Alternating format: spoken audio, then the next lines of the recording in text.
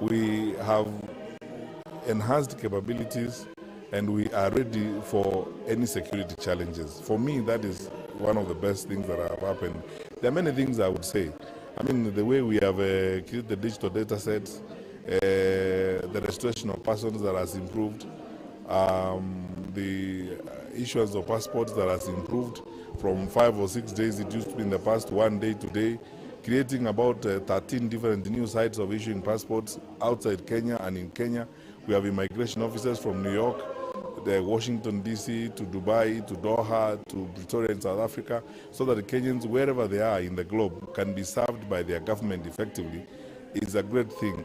We have done many things to ensure that Kenyans get the services that they need. And for me, I'm really proud when I meet Kenyan parents who tell me they don't have a problem getting birth certificates, they don't have to wait even for a day or two. I meet Kenyans who tell me they are shocked that they can walk to their house and get a passport in a day. And you know, all this data management revolution, which has culminated in the Huduma number and the creation now, we are doing of a single source of truth, so that every Kenyan is one person, and we have collected all the data sets to make it easier to provide services to our people. It's one of the many things that I'm really proud of. I mean, there are many things I would talk about, but the whole 10 years has been exciting. The successful war against cartels and examination cheating in the Ministry of Education was the climax of my service to the public of Kenya, and I'm very proud that we succeeded to drive reforms in that sector. I am so happy that we succeeded to move our country from analog to digital broadcasting. You can see how the explosion of broadcast media in the country, with over 200 radio stations and interactions that Kenyans have. And the other day, when we were struck by COVID-19, we were able to have meetings across the board because of the broadband footprint in the country. And all these are developments that came as a result of digital migration. So the 2 terms I've served with under President Uhuru Kenyatta have been probably the most exciting time in my life. Yeah. You also chair of the Development Committee, and would you say that President Kenyatta has kept his promise in terms of bringing development to the country and ensuring that all the projects that he started are implemented and to the benefit of Mwananchi? Quite frankly, the President has more than kept his promise.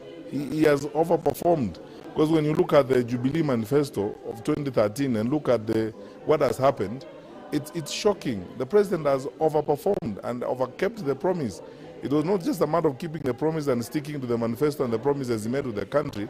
He has exerted himself and galvanized his administration to provide services to the people of Kenya. And he has moved our country to a totally new level. I mean, our neighbors and everyone around is shocked about some of the things we are able to do as a country. It's just that as Kenyans, sometimes we beat ourselves too much and so on. But truth be told, I mean, a hell of a lot of stuff has happened, and the country is way ahead of where it would have been if the president just kept the promise. My sister, we have hired over 20,000 new police officers in the country. Every year, we added 10,000 police officers into our force. For the 10 years, it's almost 100,000 police officers we have brought in. We moved our ratio from 1 police officer to the population, 1 to 900 to 1 to 600. And then if you look at the special formations we have in the security sector right now, we are able to police our country very effectively. As I speak to you right now, my security sector has got 26,000 brand new vehicles moving around the country through the motor vehicle leasing program. I can reach every part of the country because every county commissioner, every deputy county commissioner, and every administrator is able to move around. You could not talk about this in 2013. I mean, we came to government when police officers were pushing vehicles. Sometimes they don't have fuel, sometimes they cannot get some places. But that's not something we talk about these days. Our new acquisitions and the capacities that we have built, that's why we are able to go to every nook and corner of the country and provide security to our people. Even the challenges we face, whether it's on cat rustling, community clashes and so on, they are far too insignificant to even talk about compared to where we were in 2013. And we are dealing with them. Where they come up like Marsabit, where they come up like in Elgeyo Marakwet, we are present, we are designing methods of combating them, and we'll keep our country peaceful. So the president has kept his promise. Probably, actually, more than kept his promise. Yeah. Asante sana. Happy Madaraka Day.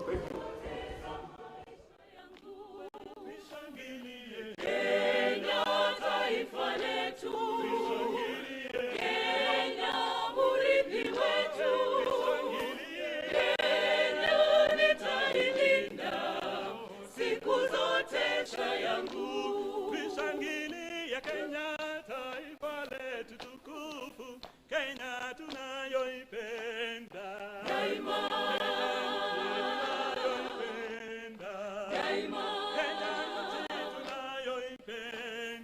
daima, twajivunia sana tukijiita wa Kenya, nchi yenye baraka daima, yenye baraka daima, yenye baraka daima. Kenya makao yetu ni nchi ya kupendeza, kamwe hatutaiacha daima, hatutaiacha daima,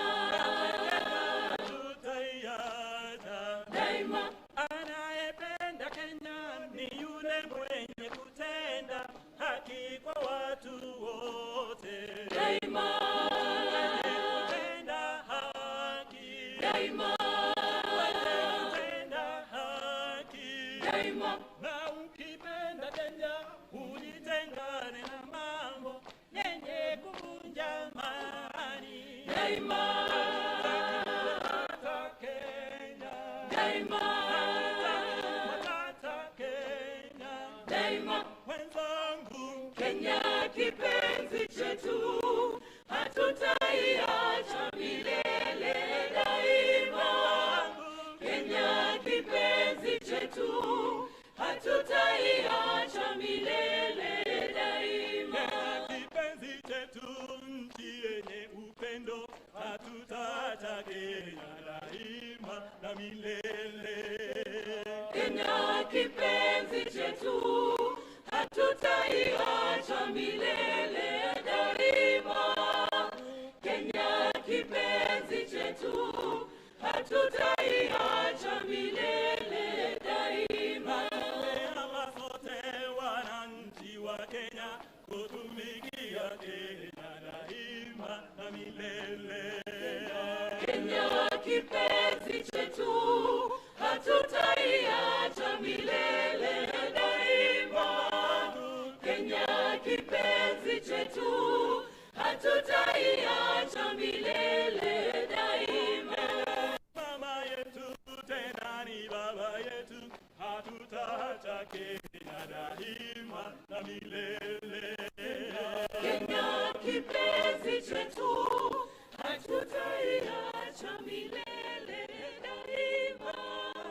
Kenya kipenzi chetu, hatutaiacha. Very briefly, how has it been serving alongside President Uhuru Kenyatta in those years that you've been in? It has been wonderful, and I must say, under President Uhuru Kenyatta has really, as a person, given me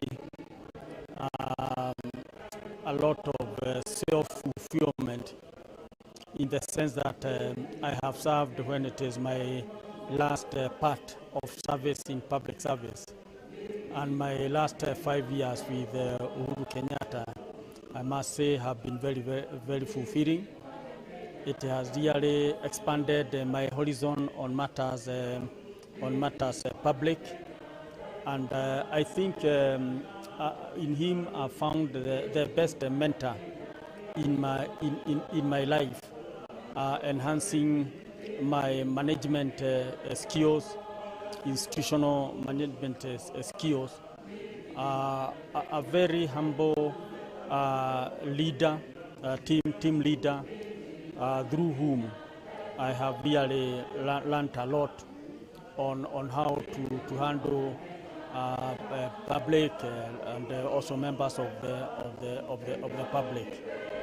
His leadership style is such that he creates an enabling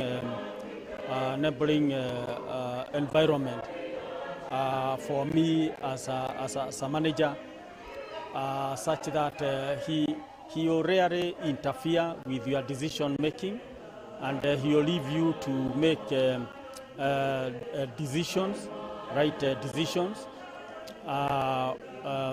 without any kind of interference. But he is there to always guide you, and to encourage you. And in him, I must say, I have found somebody who has really been able to really make the best of myself in terms of managing this institution of State House. And having served under President Kenyatta's administration, what would you say are some of the major achievements that he has delivered for the Kenyan people? I must say Kenya has been lucky in the sense that before Uhuru Kenyatta, there was very little in terms of infrastructure development. Very little was invested in it. And as you are aware, infrastructure is the biggest enabler.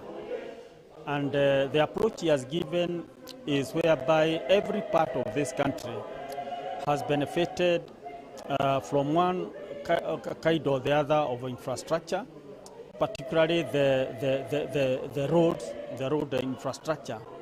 And I think that has really opened this country, and it has created a lot of unity in the sense that each part of the country. And then the other contribution that he has greatly made is institutional development. He has really made sure that he has really strengthened our public institutions, institution and education, institution and security. And if I may point out the aspect of institutional development in the security sector, having worked in the, I think I have never seen the kind of amount of money, amount of resources that Uhuru Kenyatta has really put in the security sector. I know of years when nobody bothered whether police officers and other security agencies have houses to live in, but it is during his time that we have seen a systematic program to have the security agencies have good accommodation, good equipment, good vehicles, and good salaries. Score, I think he has scored very, very highly. And finally, would you say that President Kenyatta has kept his promise to the Kenyan people in terms of and everything he said he would deliver? If there was a way of giving him 100% mark, I think I would, because he has been wholesome, and what he promised the people of Kenya, particularly to improve their well-being, that he has come up with, the health programs, effective health programs that he has come up with, a housing program. I don't think anybody would argue with the fact that it's for the first time in this country we have seen the magnitude and the number of housing units that he has come up. That is completely undisputable. In terms of infrastructure, when you talk about a president who, after almost 100 years after the first railway line, and he has come up with a new whole set of a railway, I don't think you'd expect anybody else to have done any better. The ports, I think it was a very bold move, even for him to think of building a new port in this country. Also, the inland ports that he has come up. I think, to be fair to President Kenyatta, we can only award him 100% in terms of his promises to the people of Kenya. Asante sana. Happy Madaraka Day.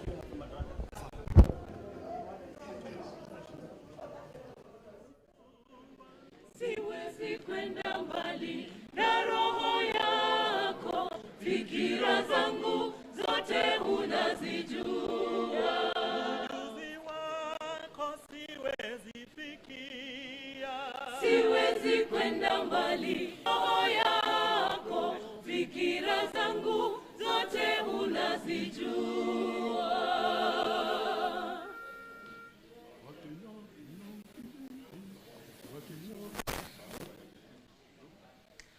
Wakenya hatuna budi kusema ukweli, ijapo unachoma utatuweka huru. Taifa letu la Kenya limesonga mbele tangu mwaka wa mbele, tangu mwaka wa 2013. Uhuru hoye, rais wetu hoye, umeyatenda yote unayoweza. Wakenya tumeridhika na tunasema Uhuru hoye, rais wetu hoye. Uhuru hoye, rais wetu hoye, umeyatenda yote unayoweza.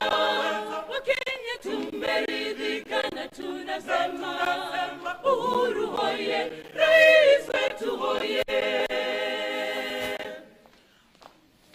Umeme umesambazwa hata mashinani, na shuleni watoto wamekuwa digital. Barabara pia reli zimeimarishwa.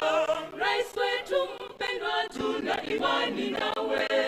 Umeme umesambazwa hata mashinani, na shuleni watoto wamekuwa digital. Barabara pia reli zimeimarishwa.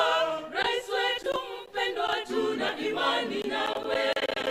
Uhuru hoye, rais wetu hoye, umeyatenda yote unayoweza. Wakenya tumeridhika na tunasema Uhuru hoye, rais wetu hoye. Uhuru hoye, rais wetu hoye, umeyatenda yote unayoweza. Wakenya tumeridhika na tunasema Uhuru hoye, usalama umeimarishwa. Uhuru hoye, rais wetu hoye, vifaa vya kisasa. Uhuru hoye, rais wetu hoye, uzazi wa bure. Uhuru hoye, rais wetu hoye, wanapata mbolea. Uhuru hoye, rais wetu hoye, usalama umeimarishwa. Uhuru hoye, rais wetu hoye, vifaa vya kisasa. Uhuru hoye, rais wetu hoye, uzazi wa bure. Uhuru hoye, rais wetu hoye, wanapata mbolea. Uhuru hoye, rais wetu hoye. Uhuru hoye, rais wetu hoye, umeyatenda yote unayoweza. Wakenya tumeridhika na tunasema Uhuru hoye, rais wetu hoye. Uhuru hoye, rais wetu hoye, umeyatenda yote unayoweza. Wakenya tumeridhika na tunasema Uhuru hoye, rais wetu hoye. Uhuru hoye, rais wetu hoye. Uhuru hoye, rais wetu hoye. Uhuru hoye, rais wetu hoye.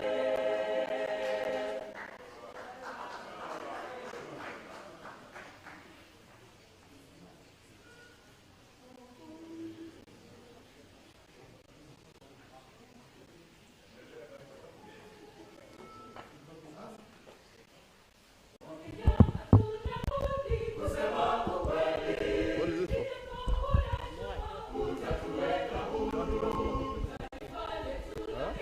Just about Your Excellency and then prayers. Huh? Just about them in a word of prayer. Oh.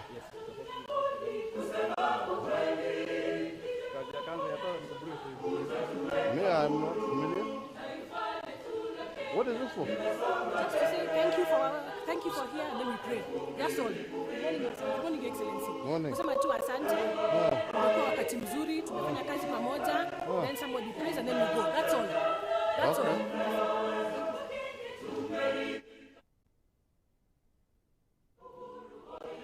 Rais wetu hoye, Uhuru hoye, rais wetu hoye, umeyatenda yote unayoweza. Wakenya tumeridhika na tunasema Uhuru hoye, rais Asante sana. Thank you very much. I don't know, this one looks different from the ones I'm used to. Anyway, now I think mine is just to really just say thank you. It's a wonderful 59th day of Madaraka. We look forward for all of us having a great day. It will be my last Madaraka as president. And I want to take this opportunity to thank each and every one of you. We have worked well together. It's been both a pleasure and an honor to have you with us. And I am confident we have laid a firm foundation for those who shall come after to continue and to build a bigger, brighter, more prosperous Kenya than from where we have left off. So yangu ni kusema asante sana kwa kazi na Mungu aendelee kuwabariki na kubariki Kenya. Asanteni sana.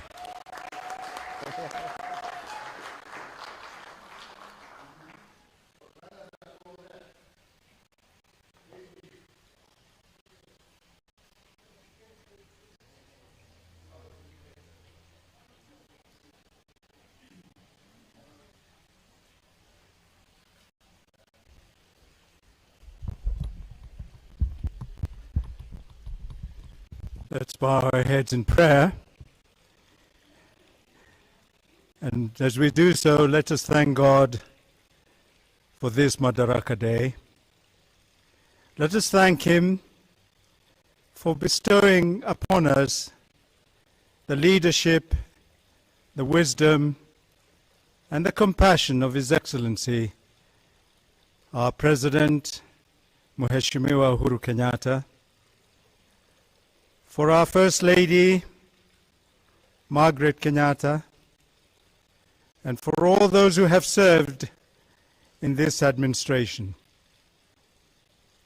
Let us remember before God those who have made it possible for us by the considerable sacrifices made over the years.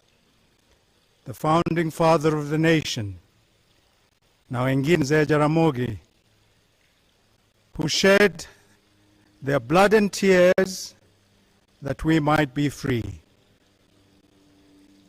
Those who made considerable sacrifices, let us pray that we may become good stewards of the legacy that they left for us, so that we in turn can hand over the baton to those who come after us. We pray now for this day. We pray for His Excellency as he leads in the celebrations, that God's Spirit may be with him and with all of us. For we pray katika jina la Mungu Baba, Mwana na Roho Mtakatifu. Amen.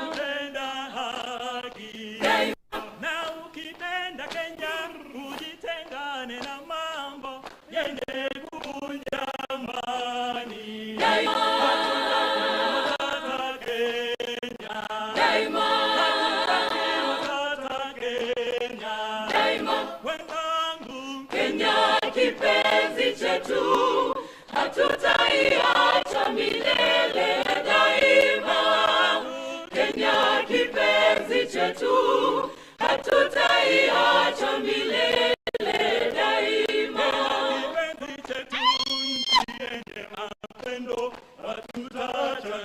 Kenya daima na milele. Kenya kipenzi chetu, hatutaiacha milele daima.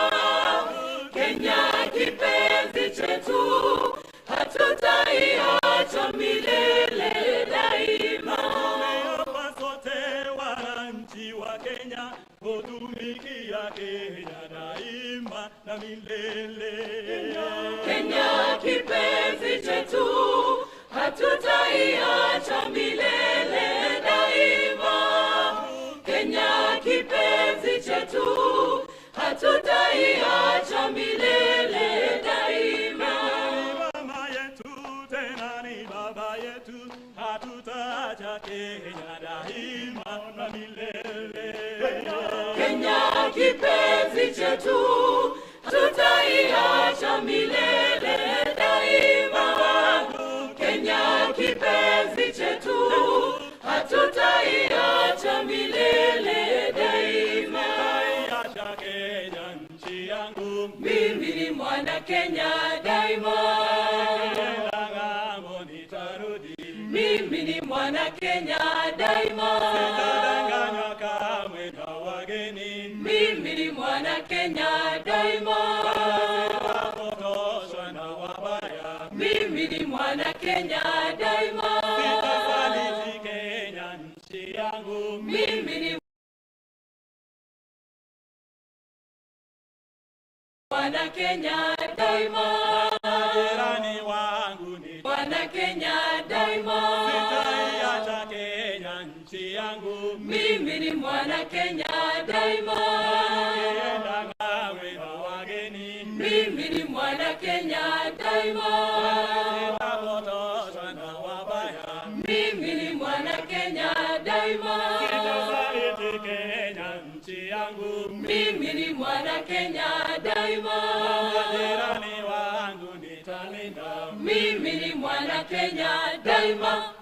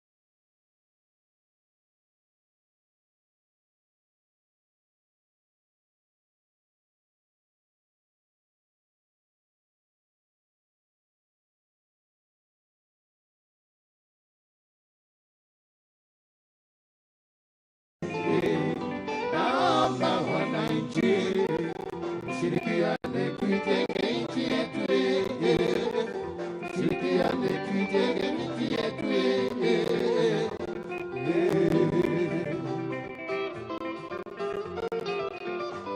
Viongozi wote wa nchi yetu, naomba kuendeleza Kenya yetu kimaendeleo, tutashinda kiuchumi na vilevile tutanufaika.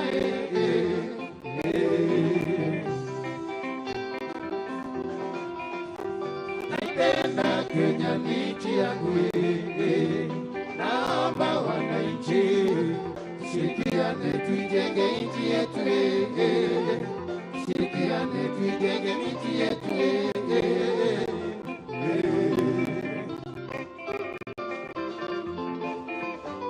Viongozi wote wa nchi yetu, naomba kuendeleza Kenya yetu kimaendeleo, tutashinda kiuchumi na vilevile tutanufaika.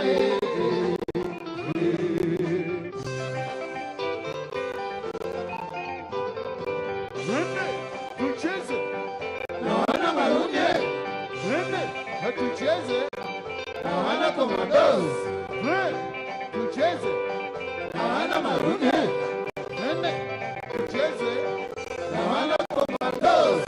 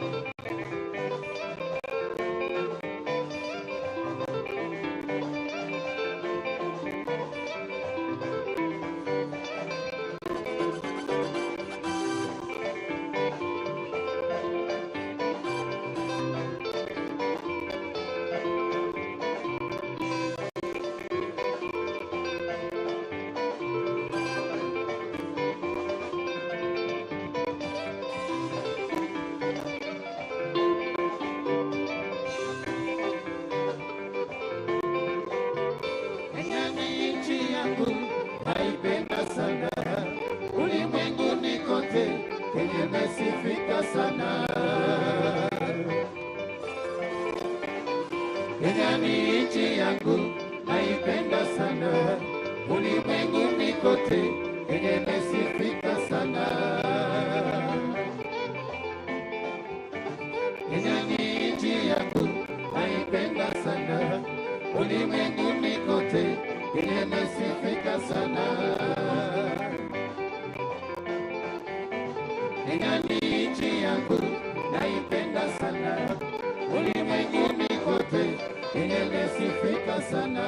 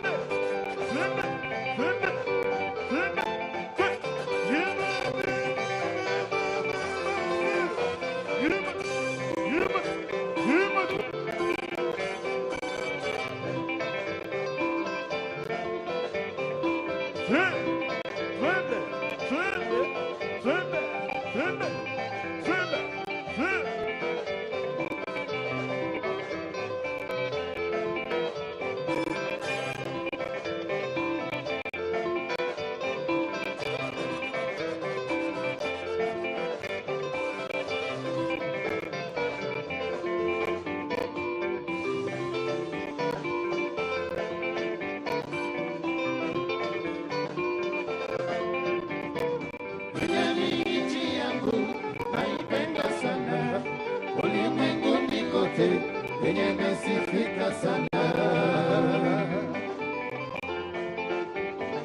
Kenya ni nchi yangu, naipenda sana ulimwenguni kote, Kenya imesifika sana. Kenya ni nchi yangu, naipenda sana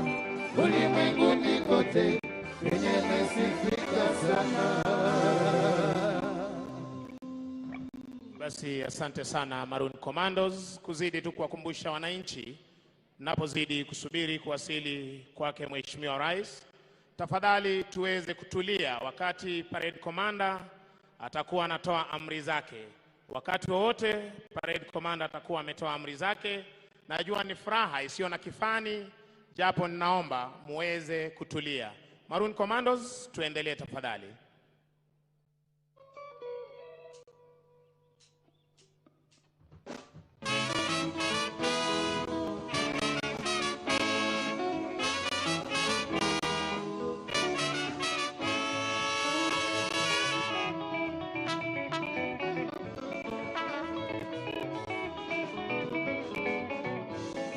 Jivunie mkubwa wa ujenzi wa taifa, kwani hicho kiini hasa kisababisha choja. Ewe ndugu yangu, amka kumekucha, kamata jembe na panga, twende shamba. Hata wewe mwanangu, amka kumekucha, kwani hizi ndizo saa za kwenda shule. Hata wewe karani, amka kumekucha, kwani hizi ndizo saa za kwenda kazi.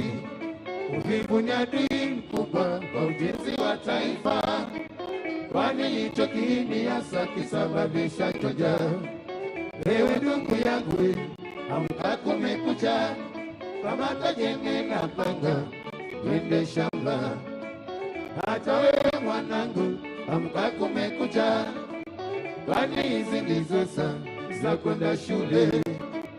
Hata wewe karani, amka kumekucha, kwani hizi ndizo saa za kwenda kazi.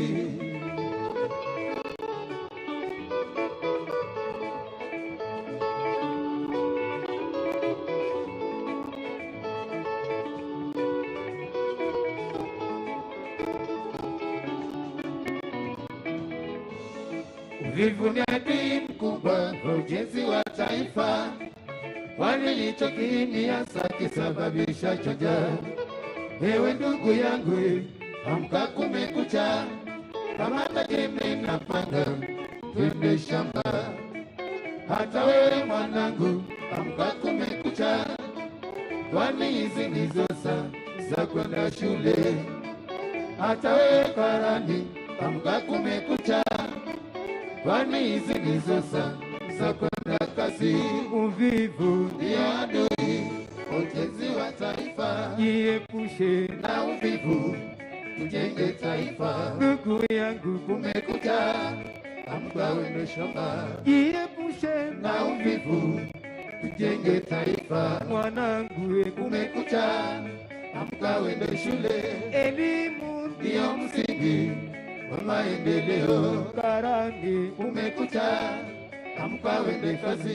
Jiepushe na uvivu, tujenge taifa. Uvivu ndio adui wa ujenzi wa taifa, jiepushe na uvivu, tujenge taifa. Ndugu yangu, kumekucha, amka wende shamba. Jiepushe na uvivu, tujenge taifa. Mwanangu, kumekucha, amka wende shule. Hiyo elimu ndio msingi wa maendeleo. Barani, kumekucha, amka wende kazi.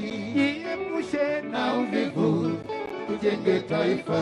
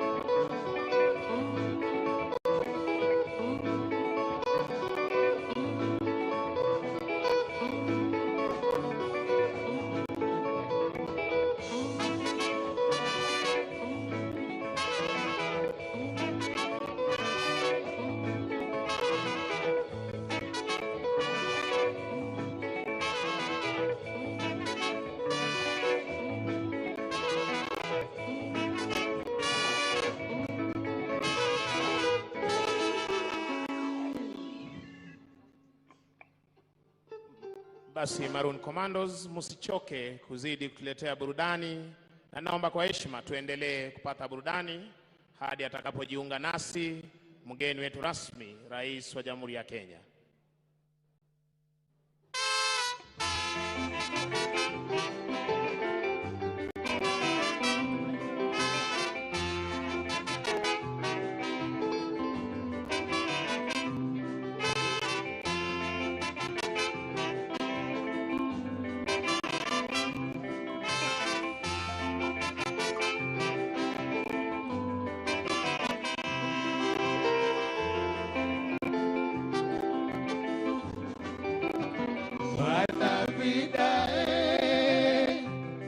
Vida na mrongo masinde isiande komanda eri manyanga inyocha mzindi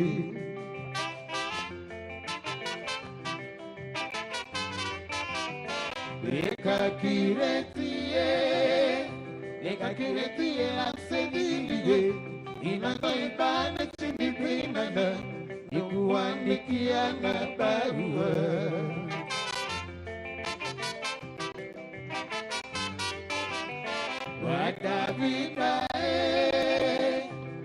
Vida na mrongo masinde isiande komanda eri manyanga inyocha mzindi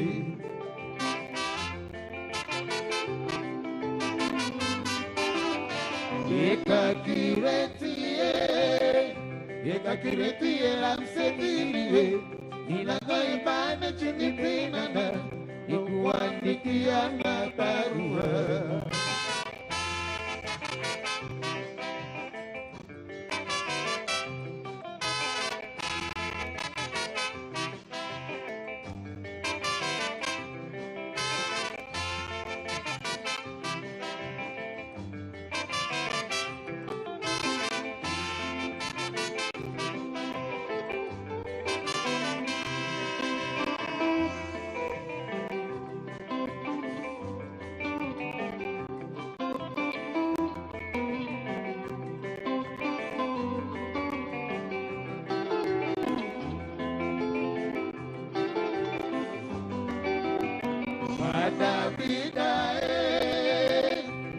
Vida na mrongo masinde isiande komanda eri manyanga inyocha mzindi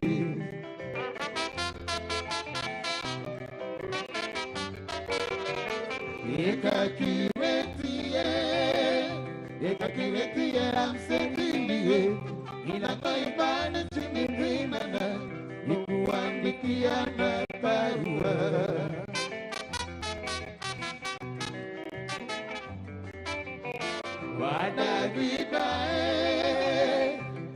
Vida na mrongo masinde isiande komanda eri manyanga inyocha mzindi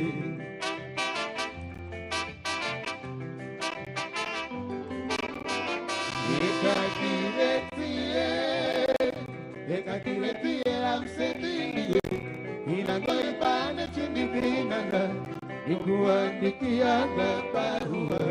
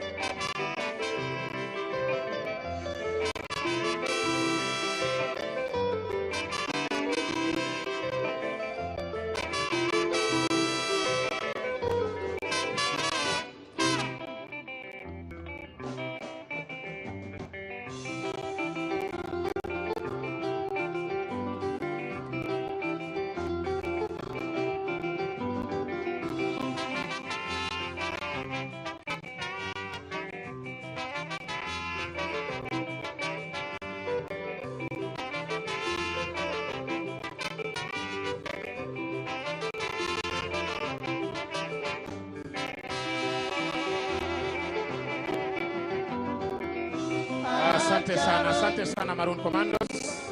Asante Maroon Commandos. Asante. Thank you. Wananchi tutulie tafadhali, tutulie.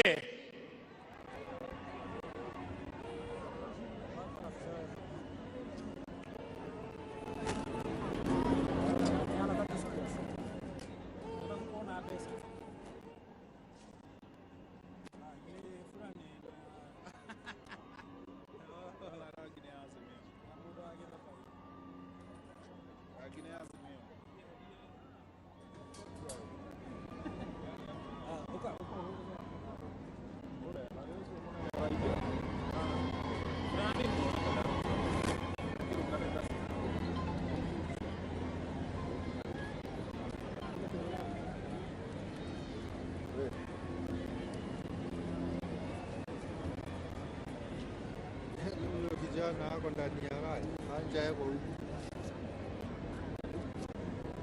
Jana ingine inatusumbuanga huku ya kasuti. Iko ndani hiyo gari.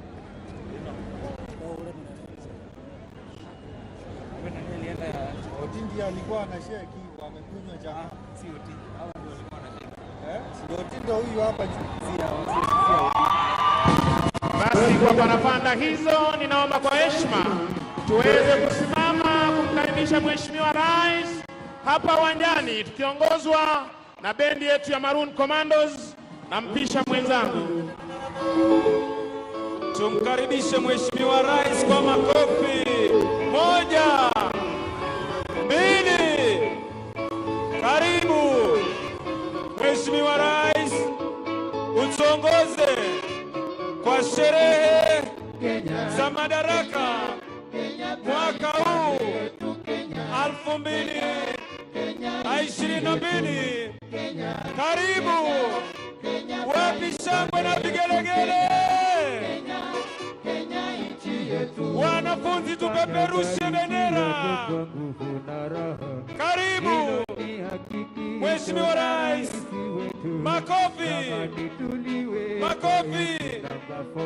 Karibu Mheshimiwa Rais wa Jamhuri ya Kenya, utuongoze kwa sherehe za Madaraka.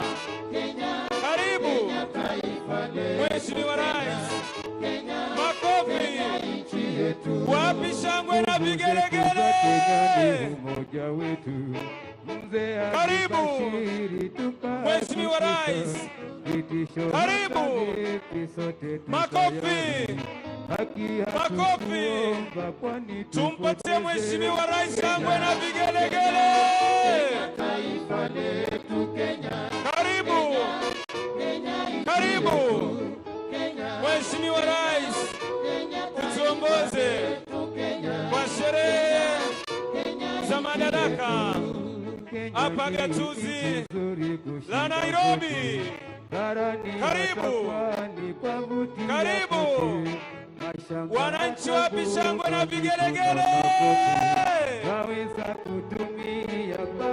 Karibu, karibu Mheshimiwa Rais, utuongoze kwa sherehe za Madaraka mwaka huu wa 2022 hapa bustani la Uhuru. Wapi shangwe na vigelegele? Asanteni wananchi, makofi. 1, 2. Karibu Mheshimiwa Rais wa Jamhuri ya Kenya.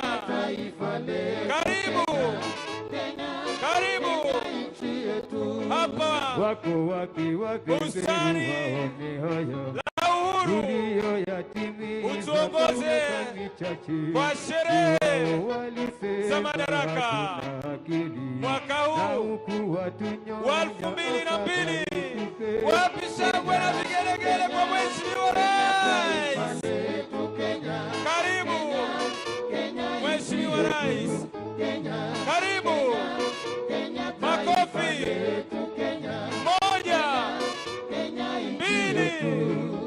Karibu. Karibu. Tumpungie Mheshimiwa Rais mikono. Wapi shangwe na vigelegele wananchi? Karibu. Karibu. Utuongoze kwa sherehe za Madaraka. Karibu. Karibu. Mheshimiwa Rais. Karibu. Utuongoze kwa sherehe za Madaraka. Karibu. Karibu. Wapi shangwe na vigelegele? Karibu. Makofi. Funga. Asanteni sana. Asante sana Maroon Commandos. Asante Maroon Commandos. Niombe tubaki tukiwa tumesimama kwa wimbo wa taifa na wimbo wa Jumuiya ya Afrika Mashariki, na waliovalia kofia zisizo rasmi waweze kuzivua tafadhali.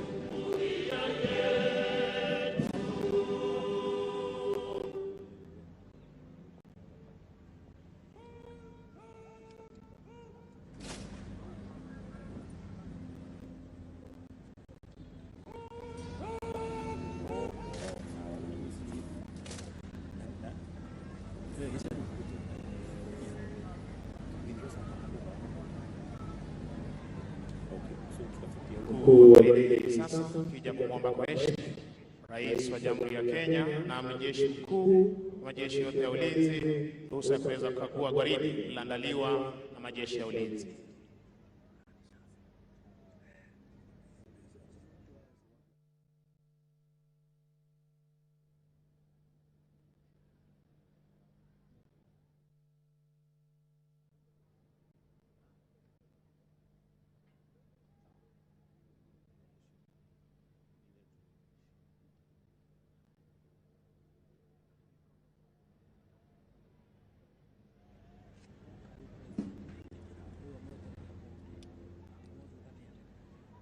Asanteni kwa heshima, tunaweza kuketi tafadhali. Anayemsindikiza Mheshimiwa Rais ni Mkuu wa Majeshi ya Ulinzi Jenerali Robert Kibochi.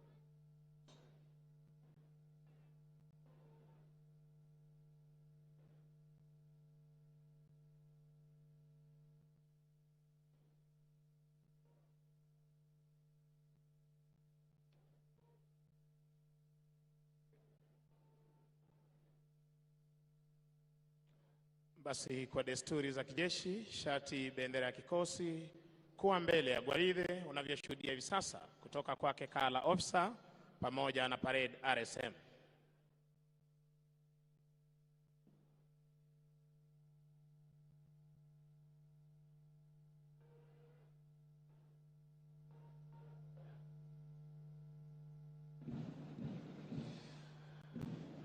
Basi Mheshimiwa Rais, kwa amri hiyo, wanajeshi hawa baada ya kuandaa gwaride la kufana wanaondoka hivi sasa uwanjani kupata kujiunga na wenzao kuzidi kudumisha ulinzi wa taifa letu la Kenya.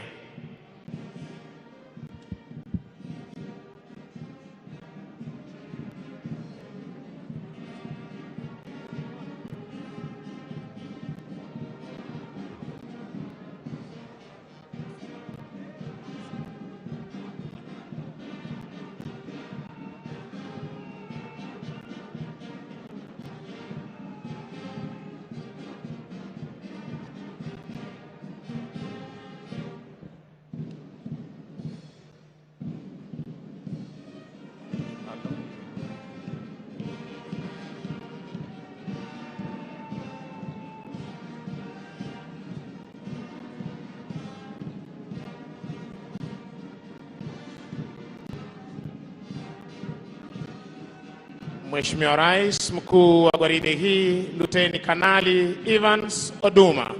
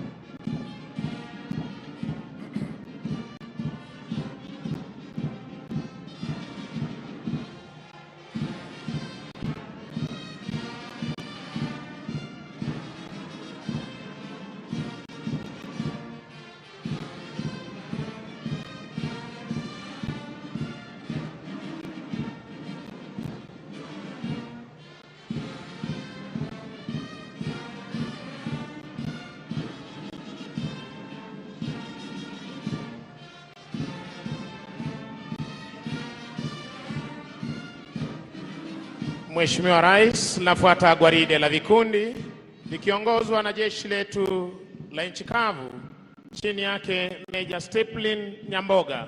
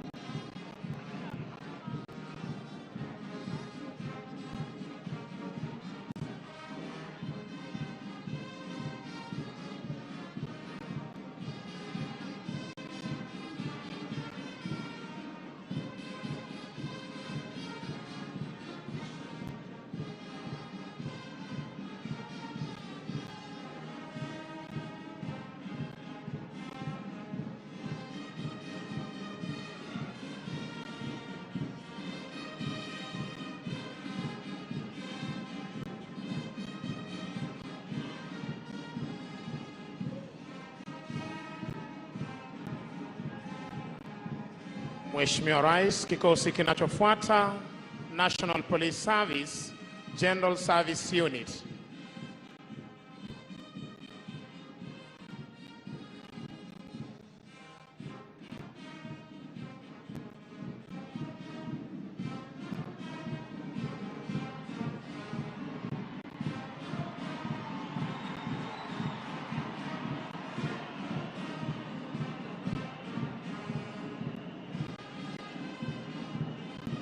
Kikosi hicho hicho Administration Police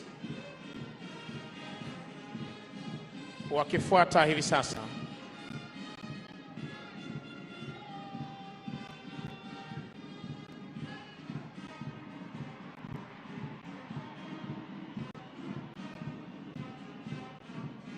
Wanaofuata ni askari wa kupambana na wizi wa mifugo and stock theft unit.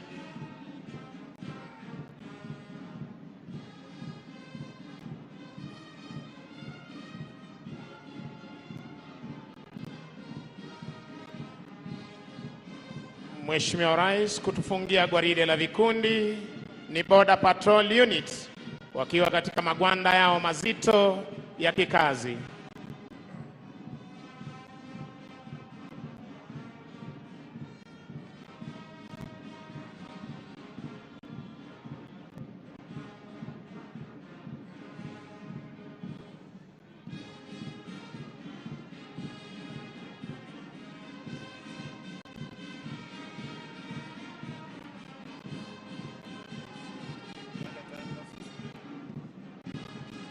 Mheshimiwa Rais, linafuata sasa onyesho ya baadhi ya zana za kivita ambazo tunazitumia katika ulinzi wa taifa, na kwa mengi zaidi nitampisha Meja Alex Hinga aweze kuendelea. Shukran sana. Mheshimiwa Rais, mabibi na mabwana, baada ya matembezi ya gwaride hilo, yanaanza sasa maonyesho ya zana za vita wanazozitumia wanajeshi kufanikisha operesheni tofauti.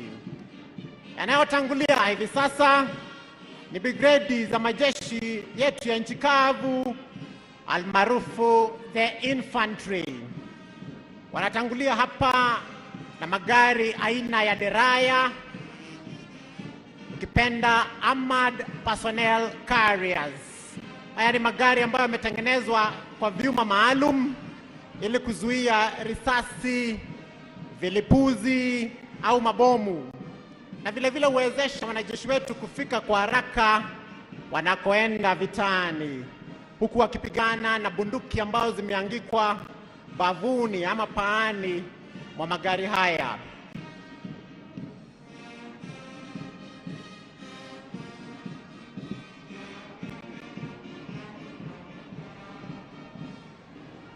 Nyuma ya magari haya kuna magari maalum ya kubebea mizinga inayojulikana kama 81mm mortars, ambayo inawezesha wanajeshi wa infantry kupigana wakitumia mabomu kukabiliana na adui. Azma ya askari wa infantry ni kumshinda adui huku wakitumia mbinu mahususi za luteva au maneva, kwa kimombo manuva, na wanajeshi hawa wako na uwezo wa kupigana usiku na mchana, mahali popote, kwa hali zote, na pia kwa hali zote za anga wakitumia vifaa hivi. Wanafuatiwa na vikosi vya operesheni spesheli, the Army Special Operations Battalion, the Army Special Operations Brigade, na pia wako na Special Forces. Wao vile vile wako na magari aina ya deraya ambayo wawezesha kupigana pande zote mduara wakitumia machine gun ambayo iko kwenye magari haya. Wanayo pia magari speciali aina ya Spartan, pia ni deraya ambayo inatumika katika kukabiliana na magaidi, anti-terror operations. Wanajeshi hawa wamepata mafunzo maalum ya kuwezesha kupigana vitani, hewani na pia baharini. Vinavyofuata sasa, Mheshimiwa Rais, ni vikosi vya vifaru, the Armored Brigade. Wako na vifaru za operesheni za upelelezi, ukipenda Armored Reconnaissance, ambazo huwezesha kupata habari muhimu ili kufanikisha mapigano. Kwa karibu zimefuatiwa na vifaru vikuu, the main battle tank, ambayo kimsingi hutumiwa kuangamiza vifaru vya adui na pia kuwakinga askari wa miguu dhidi ya risasi na mabomu vita vinapoendelea. Wana vifaru husema vifaru viko na shock action, kumpa adui mshtuko na kumlazimu kusalimu amri, kauli mbiu yao ikiwa together we punch.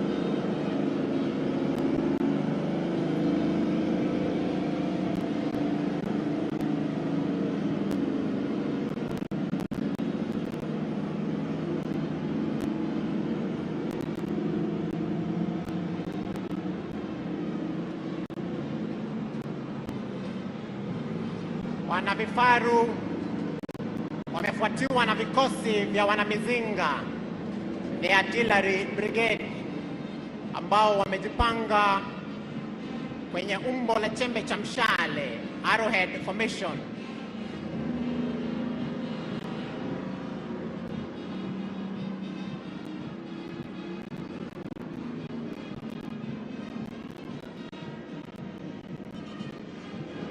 Wako na mizinga ya 105 mm field artillery gun,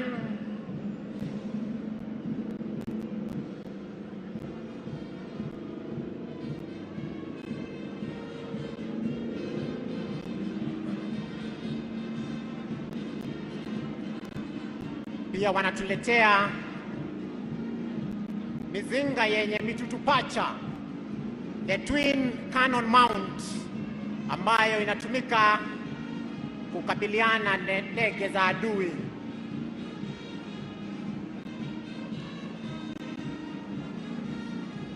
Inayopita hivi sasa ni the 105 mm artillery gun.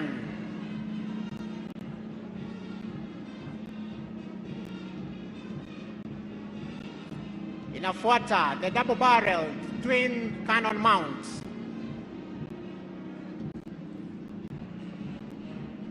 Na nyuma yake pana mzinga mzito unaojulikana kama 155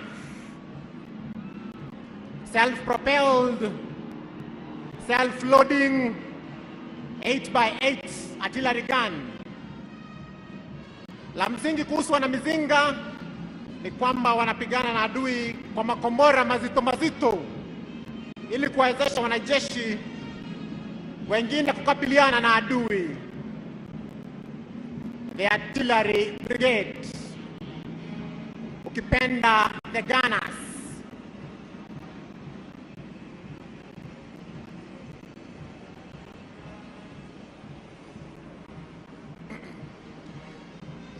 Napita mzinga wa 155.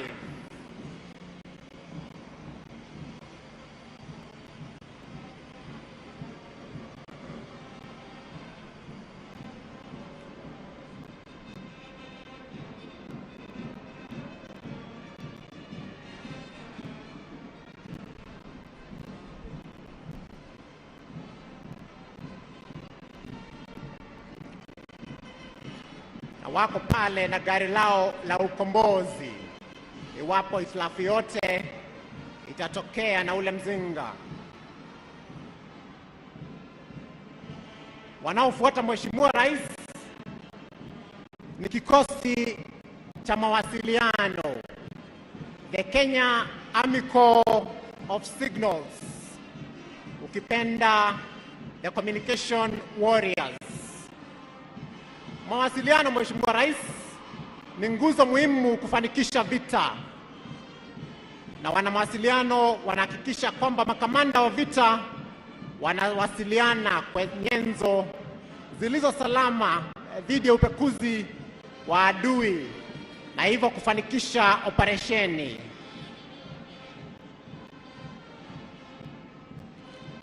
Vifaa ambao vimeangikwa juu ya magari haya ni vifaa vya satellite ambavyo vinawezesha wanajeshi wetu kuwasiliana popote walipo duniani, na mashine ambayo inapita inajulikana kama the Tactical Mobile Communication Center, TMCC. Wanafuatia sasa vikosi vya wahandisi wa kijeshi, the Engineers Brigade. Wanavyo vifaa vya kuweza kuunda njia nyikani na misituni ili kuwawezesha wanajeshi wetu kupita. Pia wajengea madaraja.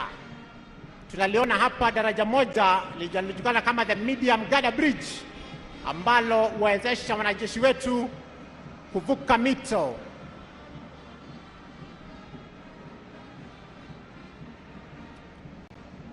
Wahandisi wa kijeshi, the engineers, pia hutatiza mwendo wa adui kwa kutega vizuizi. Wao pia huwaundia wanajeshi wetu mahandaki ya kujikinga dhidi ya mashambulizi ya adui, na pia wasaidia wananchi kwa kuwaundia vitu kama mabwawa, kuwachimbia maji, visima, na pia husika kikamilifu katika kuokoa maisha patokeapo majanga.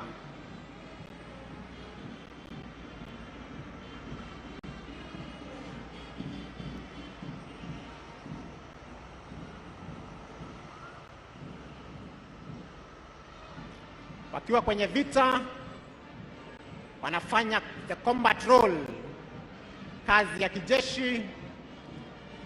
Wakiwa nyumbani wakati ya utulivu ama peace time, then wanafanya ile wanasema kwa kimombo civil military cooperation, kusaidia katika ujenzi wa taifa na pia kuwasaidia wananchi wetu wanapopata majanga.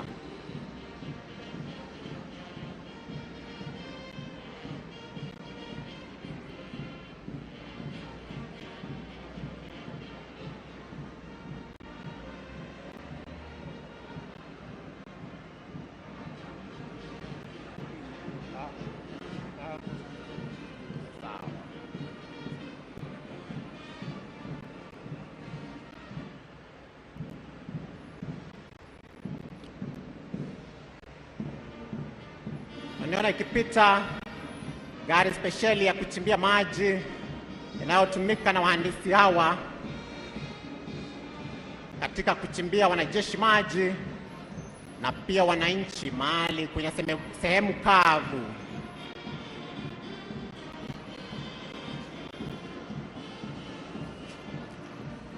Wanafuatwa pale Mheshimiwa Rais na vikosi vya wanauchukuzi, the Kenya Army Corps of Transport.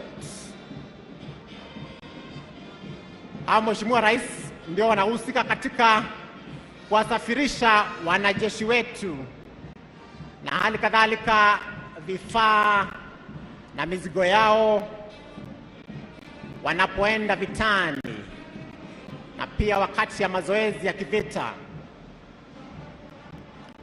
Wanayo magari ya kusafirisha wanajeshi, wako na magari ya kusafirisha mizigo, wanaweza pia kusafirisha vifaa vizito kama vile vifaru ama magari ya wahandisi.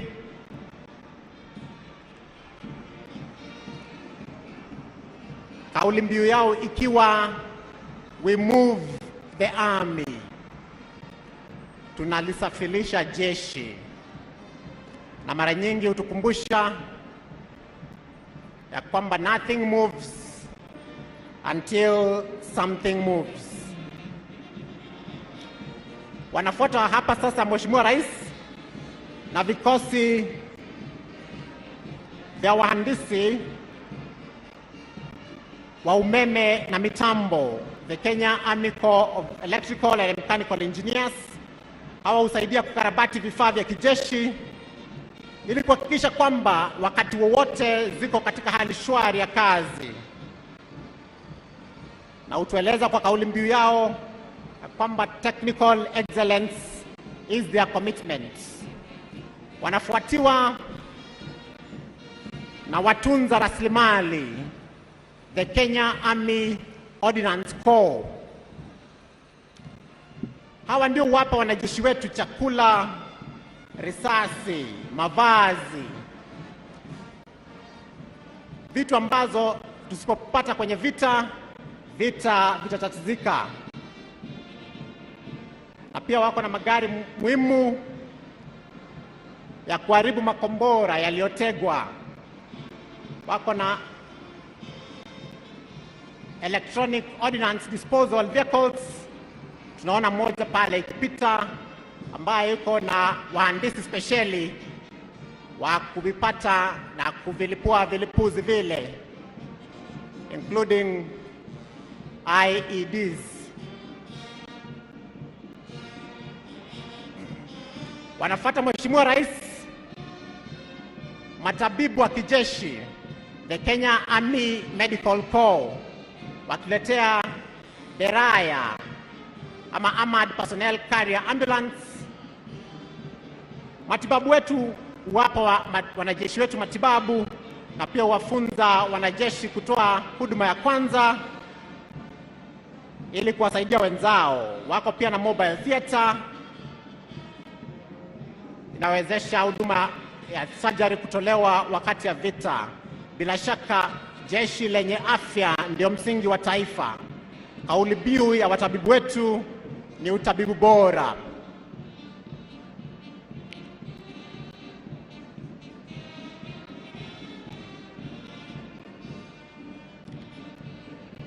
Anafuatiwa sasa Mheshimiwa Rais na vikosi vya kudhibiti majanga, the Disaster Response Battalion, ambao husaidia wananchi majanga yanapotokea kama vile kubomoka kwa manyumba, ajali za barabarani, mafuriko, mioto na kadhalika. Wako pia na magari speciali ya kudhibiti hazardous material kama vile kemikali.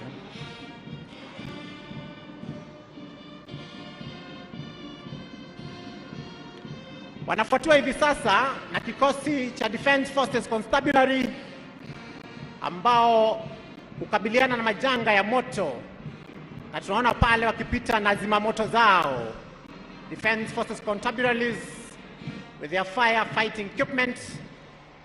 Na pia kuna gari speciali linalotumika wakati wa majanga ili kutoa huduma ya kwanza na pia huduma ya kisaikolojia, kuhakikisha kwamba watu wanapona tu, sio kiwiliwili tu, bali pia wanapata tulizo la akili. Mheshimiwa Rais, sio kawaida kuona wanajeshi wetu wa majini, the Kenya Navy, wakitembea, lakini leo tunawapata wanatembea hapa ardhini wakituletea mashua aina ya Zodiac. Pia wako na mashua aina ya M-Shark, na pia wako na mashua ya Mil Pro. Wanajeshi hawa hutumia mashua hizi kuhakikisha kwamba bahari zetu ziko salama. Tunaona pale wapiga mbizi, the deep sea divers, ambao husaidia katika kuokoa maisha wakati tunapata majanga ya baharini.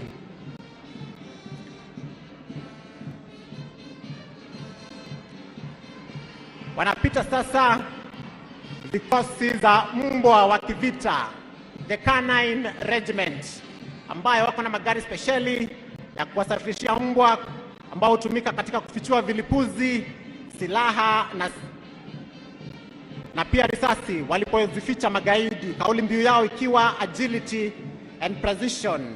Mwisho, kikosi cha polisi wa kijeshi, the Military Police Corps, kitengo cha Provost Protection Unit, ambao hudumisha nidhamu jeshini na vile vile wachunga watu mashuhuri, kauli mbiu yao ikiwa by example shall we lead. Na hapo tunatamatisha. Mheshimiwa Rais, nampisha mwenzangu aweze kuendelea. Mheshimiwa Rais, mbele ya jukwaa na zinapita pale kulia ni ndege za jeshi letu la wanahewa. Kikundi cha kwanza ambacho kimekwisha pita kilikuwa ni cha ndege aina ya Groba, ndege zinazotumika kuwapa marubani wetu mafunzo kiwango cha msingi, basic trainer. Hivi sasa zinapita ndege ikiongoza pale katikati, ndege aina ya Y12, kushoto kulia ikisindikizwa na ndege aina ya Skytrack. Ndege hizi ni za uchukuzi, hubeba wanajeshi kutoka sehemu moja hadi nyingine. Katikati ndege ya Y12, kushoto kulia ndege aina ya Skytrack. Kikundi cha tatu kinaingia hivi sasa kikiongozwa na ndege aina ya Dash 8, kushoto kulia ikisindikizwa na ndege aina ya Spartan. Ndege aina ya Dash 8 hubeba abiria mashuhuri na pia wanajeshi kutoka sehemu moja hadi nyingine. Ndege aina ya Spartan hubeba mizigo mizito na vile vile hubeba wanajeshi wengi na kwa pamoja. Kikundi cha 4 kinaingia kwa utaratibu, kikundi cha ndege aina ya Tucano, zikionyesha moshi mweupe, ishara yake kwamba anga la nchi yetu Kenya liko salama. Ni ndege zinazotumiwa kuwapa marubani wetu mafunzo kiwango cha juu, advanced trainer. Ni ndege aina ya Tucano. Hivi sasa, Mheshimiwa Rais, zinafuata ndege zetu za kivita, ndege aina ya F5. Desturi yake mwendo wa kasi. Tazama zinavyoingia katika arrowhead formation kwa maridadi. Tazama mwendo wa kasi. Tafadhali tuwapigie marubani wetu makofi.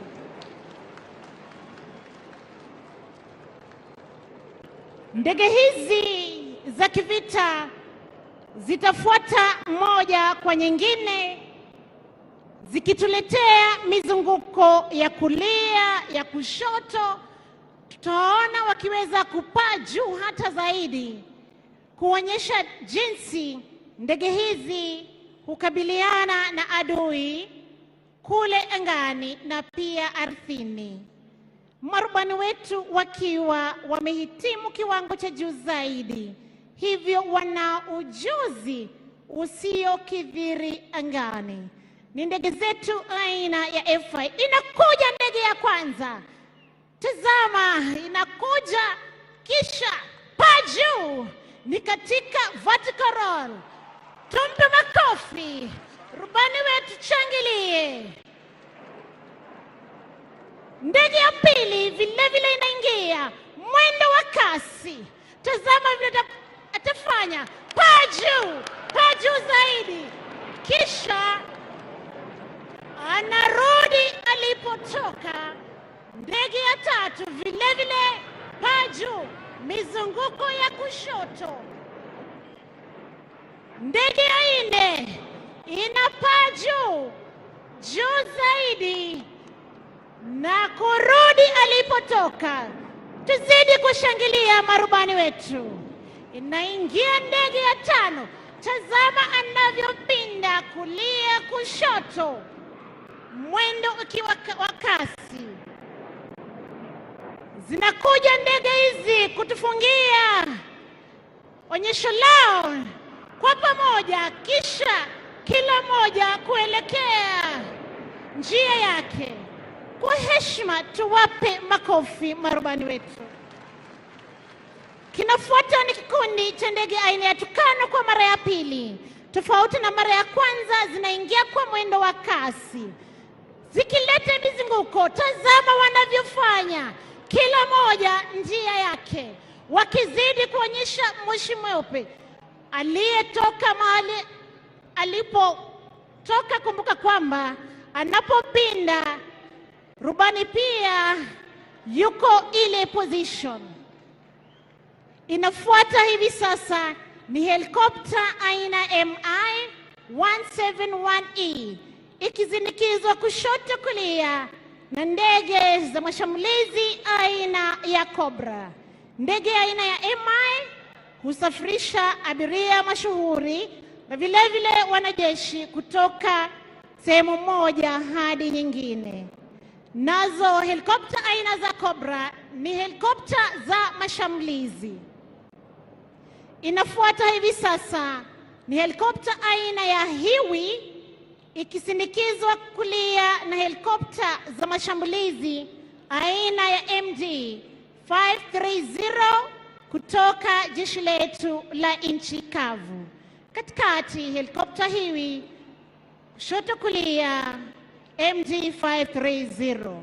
Mheshimiwa Rais, kutufungia tamasha la ndege siku ya leo ni helikopta aina ya Puma, kushoto kulia helikopta za mashambulizi aina ya Fennec.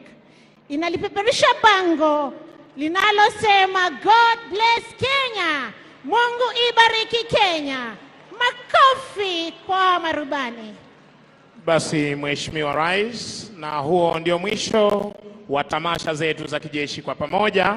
Ningependa kuwashukuru waliofanikisha makala haya, Flagstaff wetu Meja Ismail Olwal, Meja Peter Msumba Etiang, Defense Forces Sergeant Major Warrant Officer 1 Elijah Aspro Koranga, Kenya Army Sergeant Major Warrant Officer 1 Fanuel Mahebo, Kenya Air Force Sergeant Major Warrant Officer 1 Dennis Namunyu Talengo, na bila kumsahau Kenya Navy Sergeant Major Warrant Officer 1 Bwana Omar Haji, wote wakiwa ni OGW, bila kuwasahau wenzangu Major Alex Hinga, Senior Sergeant Ann Kiarie, Koplo Emmanuel Jabiri Banzi. Jina langu ni Sergeant Misango Mbae, nikiwarejesha moja kwa moja hadi kwake Bwana Peter Wanjohi aweze kuendelea na ratiba ya siku.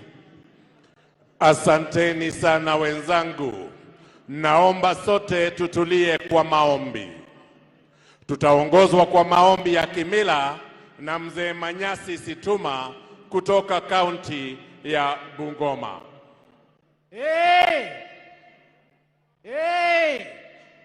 Ewe papa kakaba, wakabali kulunelio wakabumbuye bumbira mbumbu alama. Keke kamaya, ewe sokhirwa tawe. Papa kubisa bino, kusabiro yewe Lukos, odi President Uhuru Kenyatta, nende bado ndibewe bosi. Papa bolane kulinda sibala sya Kenya mu mulembe. Kusabira sibala sya Kenya ku mulembe neliyambana liliangali. Kubisa bino bona kuliko kucha mu burobozi. Wangwene kuroborere mala fabana nijo kureho kumukono mala kubere mune ku mulembe musibala sya Kenya. Bisa bino kulinendo yewe Lukosulu mukeni wefwe President wa Sierra Leone ne bamenya ba Sierra Leone kubasabira bula mu bwebwe mindali na mindali. Bisa bino papa bona ewe wamwene wabonenga nakufana enyanga yino eliyehuka mala papa ukajuka sifu kirundi mala nehuiluka kuirana bule mu bwami bwefwe tawe chilomanija kulomano chibenji chomba kasibala sefwe sya Kenya neliyambana liliangali. Ewe noli papa mwalala mwabamu ambane huambane khuryo mala papa khubebe njundala lukendo lulala kama kaline kama keke khusabana khweikina kururia muno papa kakaboa kabali kurune liroba. Atatuongoza sasa Sheikh Yusuf Maki, kiongozi wa masuala ya kidini SUPKEM Nairobi. Bismillahirrahmanirrahim. Kwa jina la Mwenyezi Mungu mwingi wa rehema mwenye kurehemu. Baada ya kukushukuru ewe Mwenyezi Mungu, mfalme wa watu, muabudi wa watu, tunakuomba kwa utukufu na kwa sifa zako zote uibariki taifa letu la Kenya na pia uzidi kutulinda kila wakati. Tunaomba utupe mashikamano, utupe umoja na heshima. Tunaomba ewe Mwenyezi Mungu ujalie amani na usalama idumu katika kila pembe ya jamhuri yetu, na haswa tunapoelekea katika uchaguzi mkuu.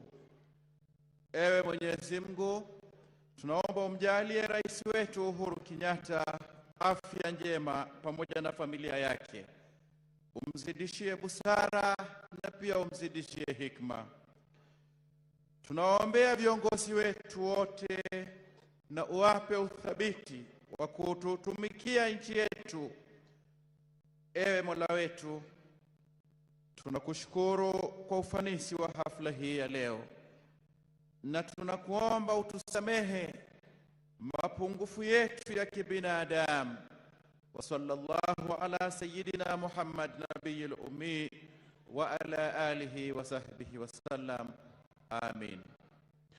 Atakayetufungia ni Askofu Mkuu Samson Mudhuri wa kanisa la AIPCA. Let us pray. Our dear Heavenly Father, the creator of heaven and earth, we thank you for the blessings of this nation. We thank you, Father, for the peace and tranquility we continue to enjoy in our country and for loving our nation, Kenya. Today, we pray for our leaders across the Republic of Kenya, particularly His Excellency, the President of the Republic of Kenya, Uhuru Kenyatta, and his family for steering our nation to prosperity. We also remember the other leaders, from the state officials to the officials of the county governments. May you, Lord, bless them all. We pray for your wisdom and will to guide them in all they do. Strengthen each leader with a resolve to do what is best for our country. Lord, as we go into this year's general elections, may peace that comes from thee be upon this nation before and after the elections. Lord, remember the people of this country, particularly the areas that have received very little rainfall. Lord, Jehovah, bless us because of your mercy. Today, Lord, we celebrate our 59th anniversary of our independence with thanksgivings. Thank you, Messiah, for sustaining our nation. God, we pray that you continue guiding us even into great heights. We pray, believing and trusting in God, you will protect us, guide us, and bless all. In the name of the Father, the Son, and the Holy Spirit. May we say amen. Asante Askofu. Mheshimiwa Uhuru Kenyatta, Rais wa Jamhuri ya Kenya na Amiri Jeshi Mkuu wa Majeshi ya Ulinzi. Mheshimiwa Julius Maada Bio, Rais wa Jamhuri ya Sierra Leone. Wananchi wa Jamhuri tuipendewe ya Kenya, mabibi na mabwana. Mheshimiwa Rais, kwa niaba ya kamati ya andalizi ya sherehe za kitaifa, naomba ruhusa yako tuweze kuandalia burudani fupi. Nitawaalika wenzangu Willy M. Tuva wa Radio Citizen na dada Masawe Japani wa Radio Jambo watuongoze kwenye ratiba hii. Karibuni. Asante sana Bwana Wanjoi kwa kutupatia fursa hii. Niwakaribisheni Wakenya wenzangu kwa sherehe hii ya 59 ya sikukuu ya Jamhuri, sikukuu maalum ya Madaraka. niite mzazi Willy M. Tuva. Naongoza kipindi cha Mambo Mseto kwenye Radio Citizen na Mseto East Africa katika Citizen TV. Siko peke yangu, niko na mwenzangu anaitwa Masawe Japani kutoka Radio Jambo. Nafurahi sana kwamba tumeweza kujumuika pamoja siku ya leo kusherekea Madaraka Day, na tunasema maudhui ya mwaka huu ni pamoja tusonge mbele. Na wanaosonga mbele sasa hivi, Mheshimiwa Rais, ni wanafunzi 500 kutoka katika shule ya msingi. Naweza nikasema kwamba ni takriban shule 11 za msingi za hapa Nairobi. Na unachofaa kufahamu Mheshimiwa Rais ni kwamba wanafunzi hawa wako katika grade ya 4 na ya 5 ya mtaala mpya wa CBC. Tuwakaribisheni basi kwa makofi wakati ambapo wanafunzi hawa wanaingia uwanjani. Karibuni watoto, mtupatie burudani.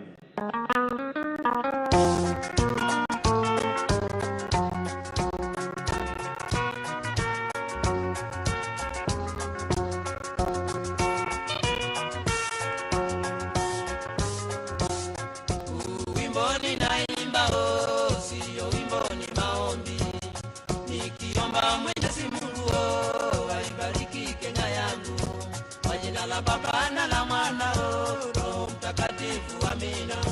Kwa jina la Baba na la Mwana, Roho Mtakatifu, amina. Ewe Kenya nchi yangu, ewe Kenya baba yangu, ewe Kenya mama yangu, sitakuacha milele. Kenya nchi yetu yasonga mbele, nembele na Mungu mwingi na ngwatanio.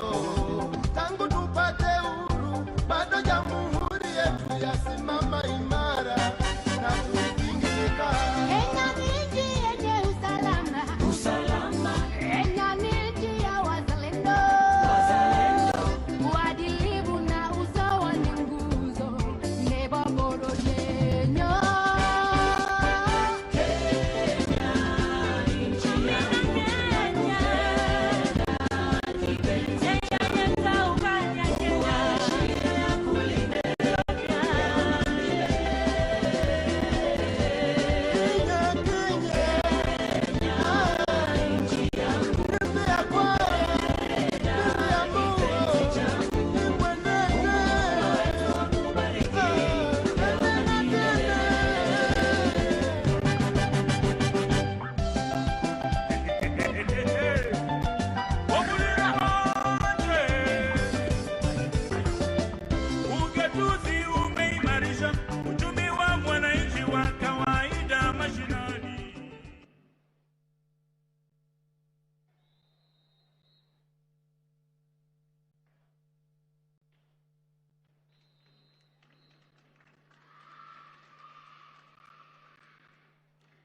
Ni ramani ya nchi yetu. Tuwapigie makofi tafadhali.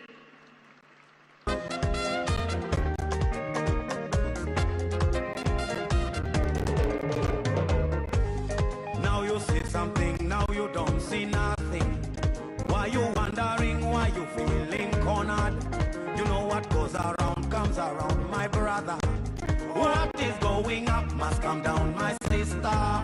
Together we will stand divided, we shall fall. Yes. My land, my treasure, my people are my culture. Very important. Wenganya titi chakacha dance oh hangala. Are you feeling free? Are you feeling aire? Ero ero ero, tumja berkanyako. Ori ori umogiti kona kona. We go dance together, do the train we go round. Ori ori umogiti kona kona.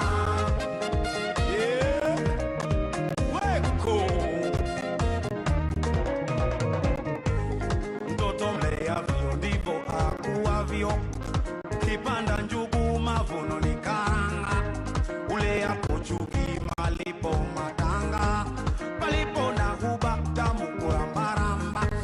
Wakati umefika siku za songa songa, tujirushe rushe na kusaka tarumba. Ero ero ero, rumja jaber kanyako. Ori, ori, omogiti kona, kona. We go dance together to the train we go round. Ori, ori, omogiti kona, kona. Ero, ero, ero, thum jaber kanyako. Ori, ori, omogiti kona, kona. We go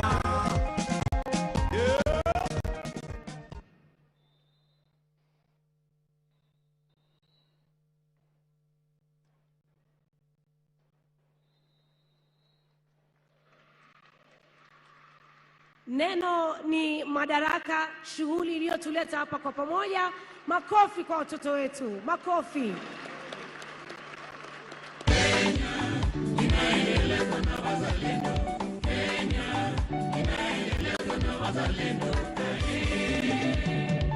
Usitukum kura chako kan gimora wero rais. Jatelo tich neni chako kaporitin tinga mariek. Itiyo matek, tinga mang'uon.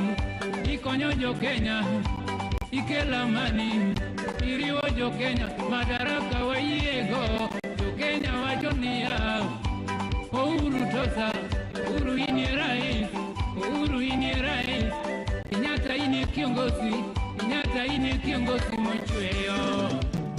Kenya, inaendeleza na wazalendo. Kenya, inaendeleza na wazalendo. Rais Uhuru ker mar Kenya, Uhuru ker mar Kenya. Uhuru Kenyatta sirikal tiyo kod bugu.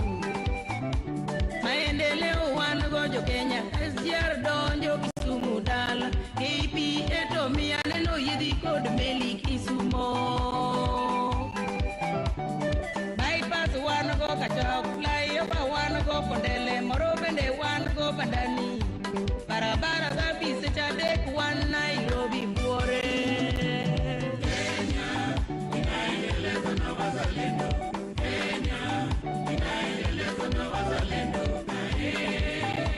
Jokanyana mukawona weri ker marwa mae Kenya. Kigozo Uhuru Kenyatta, rais wetu mpendwa. Tangu uongozi wako tumeona mazao. Viwanda zinajengwa, chakula kwa taifa, nyumba na makao kwa bei nafuu, stima tunapata. Ndio maana sisi twaomba Mungu akulinde, Nyasaye akulinde, Ngai akulinde, Obama nyakalaga akulinde. Kenya.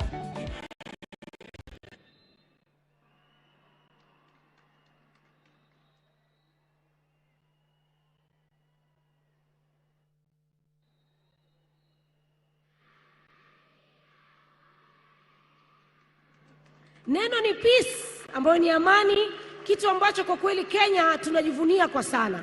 Makofi tafadhali.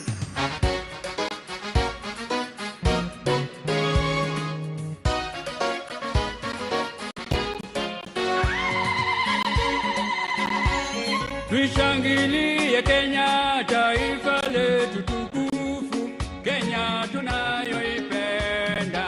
Kenya hii tunayoipenda. Kenya hii tunayoipenda.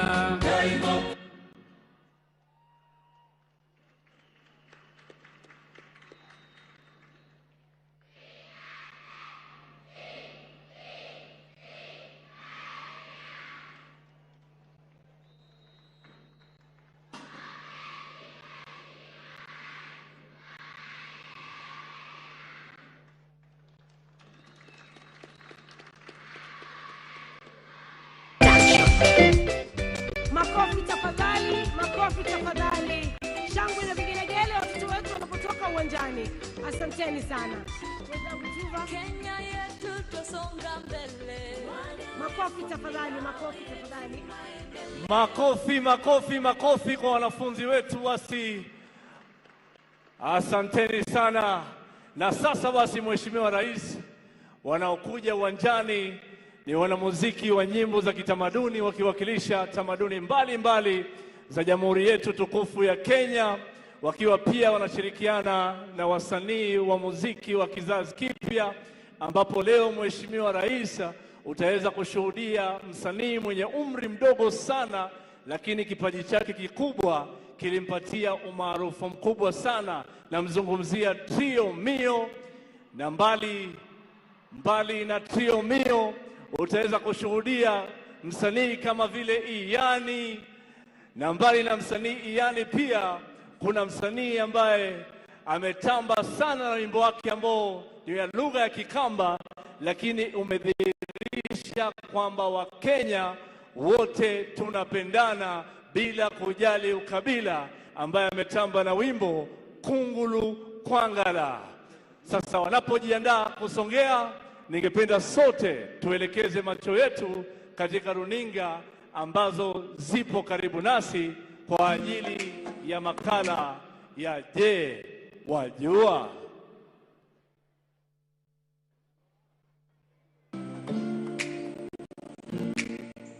Je, wajua? Wajua kuwa tangu tujinyakulia uhuru hadi mwaka wa 2013 Kenya ilikuwa na kilomita 13,000 za barabara za lami pekee. Na wajua kuwa Rais Uhuru Kenyatta alipochukua hatamu za uongozi mwaka 2013 alitoa ahadi ya kujenga kilomita 10,000 za barabara za lami ili kuinua uchumi wa nchi na maisha ya Wakenya.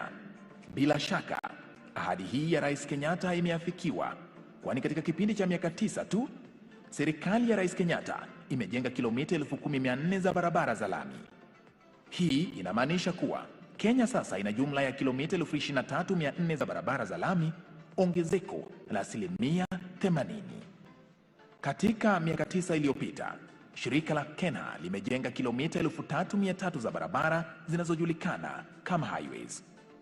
Kwenye miji, shirika la KURA limejenga kilomita 950 za barabara zijulikanazo kama urban roads.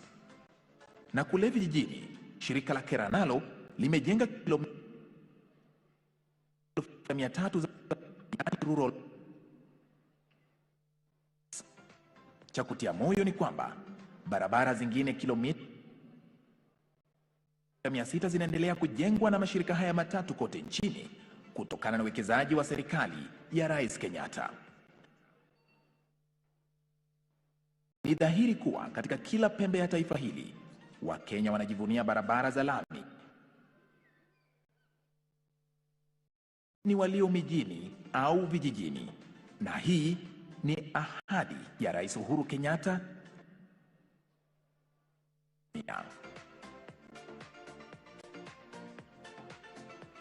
Sasa wajua. Haya, sasa wana muziki, karibuni mtupatie burudani.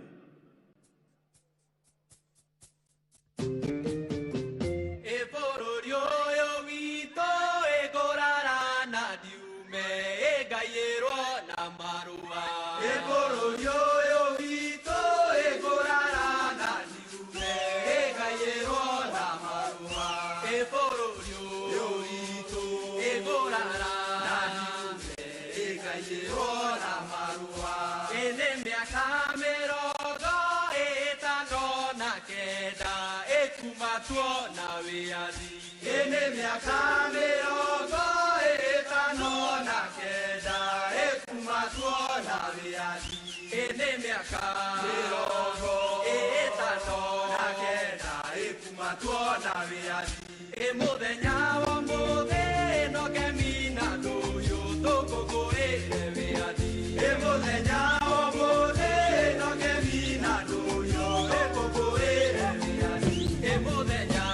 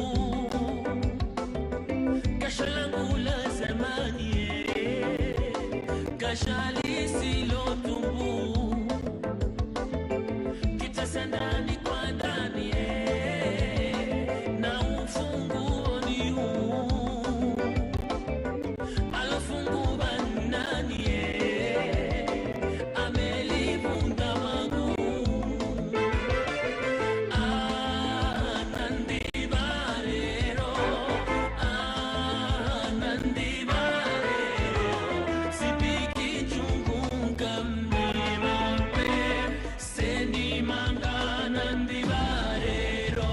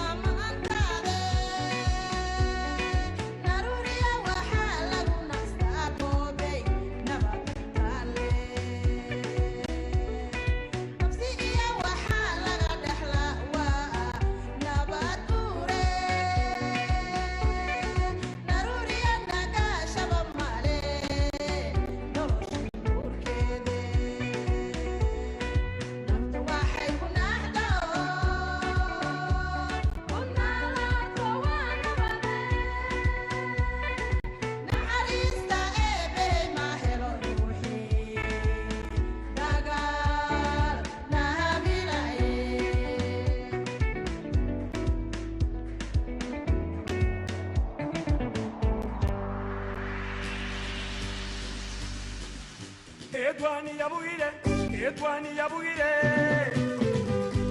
etwani yabugire, etwani yabugire, etwani yenze yaito, yabugire ge kurandi ubanja nyamo no more, yabugire ge kurandi ubura byo no more, yabugire ge kurandi oba manu buya kwenze yaito, kwani yaito ya Kenya ngai kwetani ko yerora baba.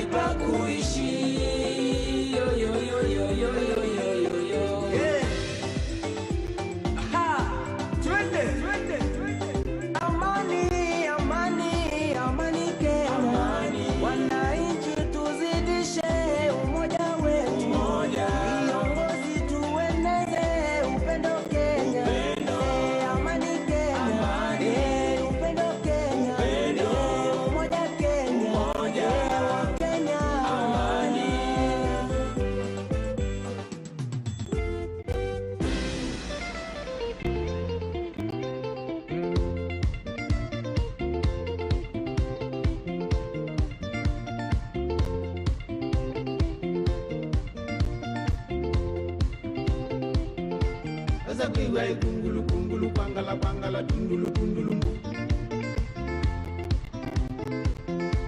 Waenda busi chichini chao kiwamba kungulu pangala pangala mba. muthenya mothe uko na twiva itania Madaraka Day. Kwa wendo na ngwatanio wa Kenya tusonga mbele, nasonga mbele pamoja. Sisi wa Kenya nasonga mbele kwa amani na upendo. Umoja ni nguzo yetu. Kenya ni yangu, Kenya ni yetu.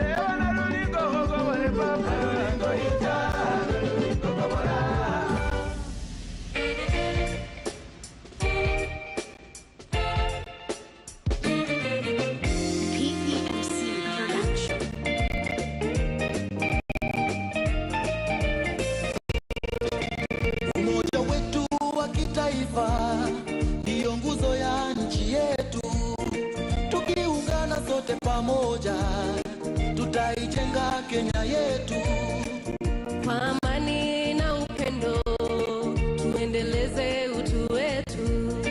Haya yote tukizingatia, baraka tele tutapokea. Vijana, wazee, kina mama, tunaweza tukiungana. Furaha, usawa na usawi, Mungu Baba tatujalia. So full of, njooni wazalendo sote tuimbe. So full of, njooni wazalendo sote tuimbe. Harambee, pamoja tutafika kilele. Harambee, na Kenya tutaishi milele. Harambee, pamoja tutafika kilele.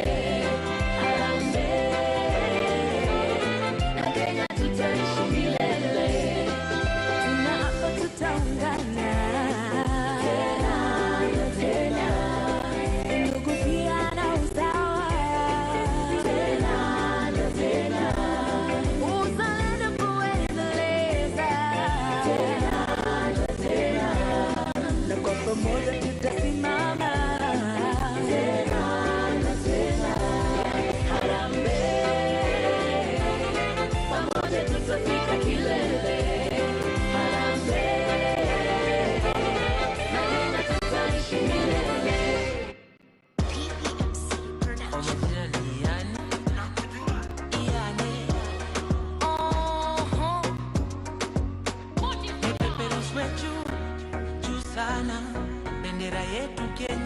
ipeperushwe juu juu juu sana. Trio mio, sisi wa Kenya tunawe, na ipeperushwe juu juu sana. Jackie, mkurugenzi mzalendo, black, red and green, najivunia sna maneno young, fresh and free. Niko huru, raia bariani clean, patriot before Mariga bebe Champions League. Kaza mlikuti bendera zipepe humbaka, nasikia ripoti magari sapita jumbaka. Moja ni nguvu siuishiki harambe, mama koti mapaja ndo upate mguu kaka.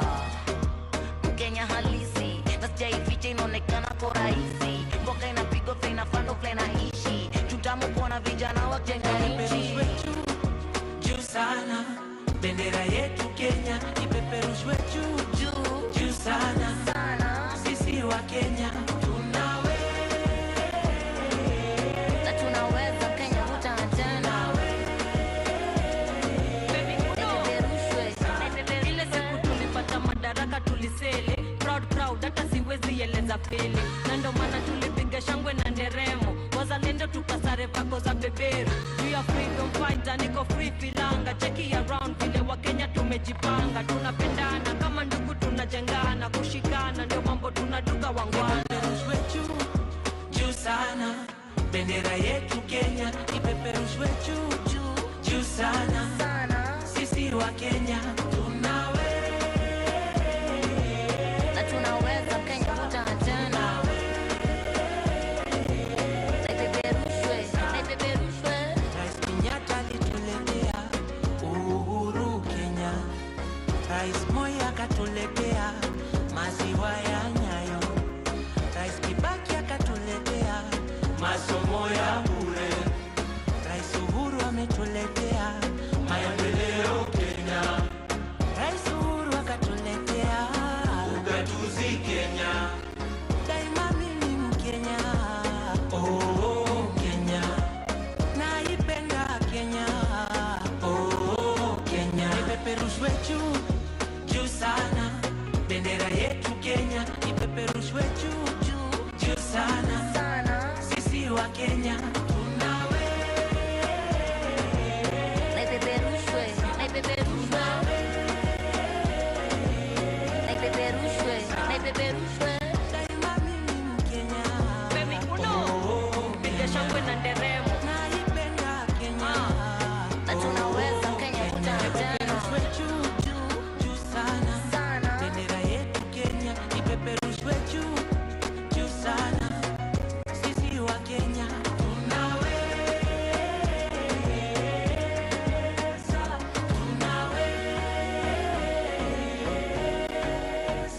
ipeperushwe juu. PPMC Production.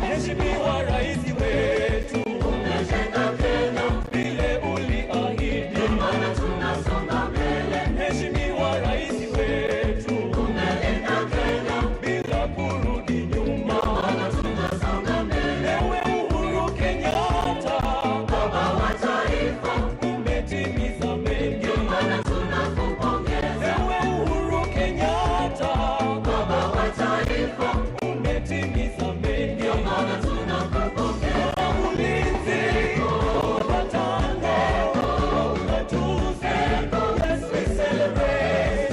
Kwa elimu, mazingira, uchukuzi, yes we celebrate. Kwa ya maji, yanachimba kote, sambaza maji, yes we celebrate. Huduma za afya zimeimarishwa kule mashinani, yes we celebrate. Mheshimiwa Rais wetu, umejenga Kenya vile uliahidi, maana tunasonga mbele. Mheshimiwa Rais wetu, umejenga Kenya bila kurudi nyuma, maana tunasonga mbele. Ewe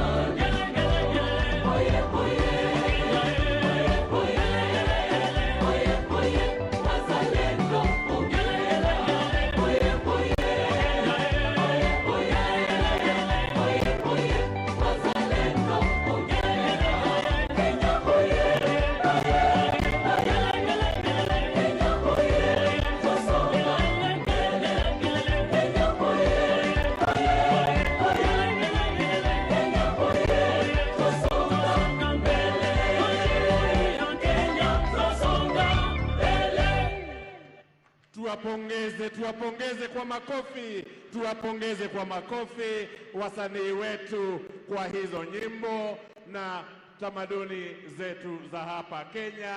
Asante sana, asante sana. Na kwa onyesho hilo, Mheshimiwa Rais, ndipo tunapofika tamati ya burudani la siku ya leo ya Madaraka. Shukrani za dhati Mheshimiwa Rais kwa wasanii wote na pia kwa kamati ya andalizi na Wanakenya wote. Tuwashangilie, tuwashangilie, tuwashangilie wasanii wetu. Ukweli na usemwe. Unachoma, ukweli unadumu, ukweli ndio ngao. Rais Uhuru hutuambia, ukweli unachoma, ukweli unadumu, ukweli ndio ngao. Rais Uhuru hutuambia.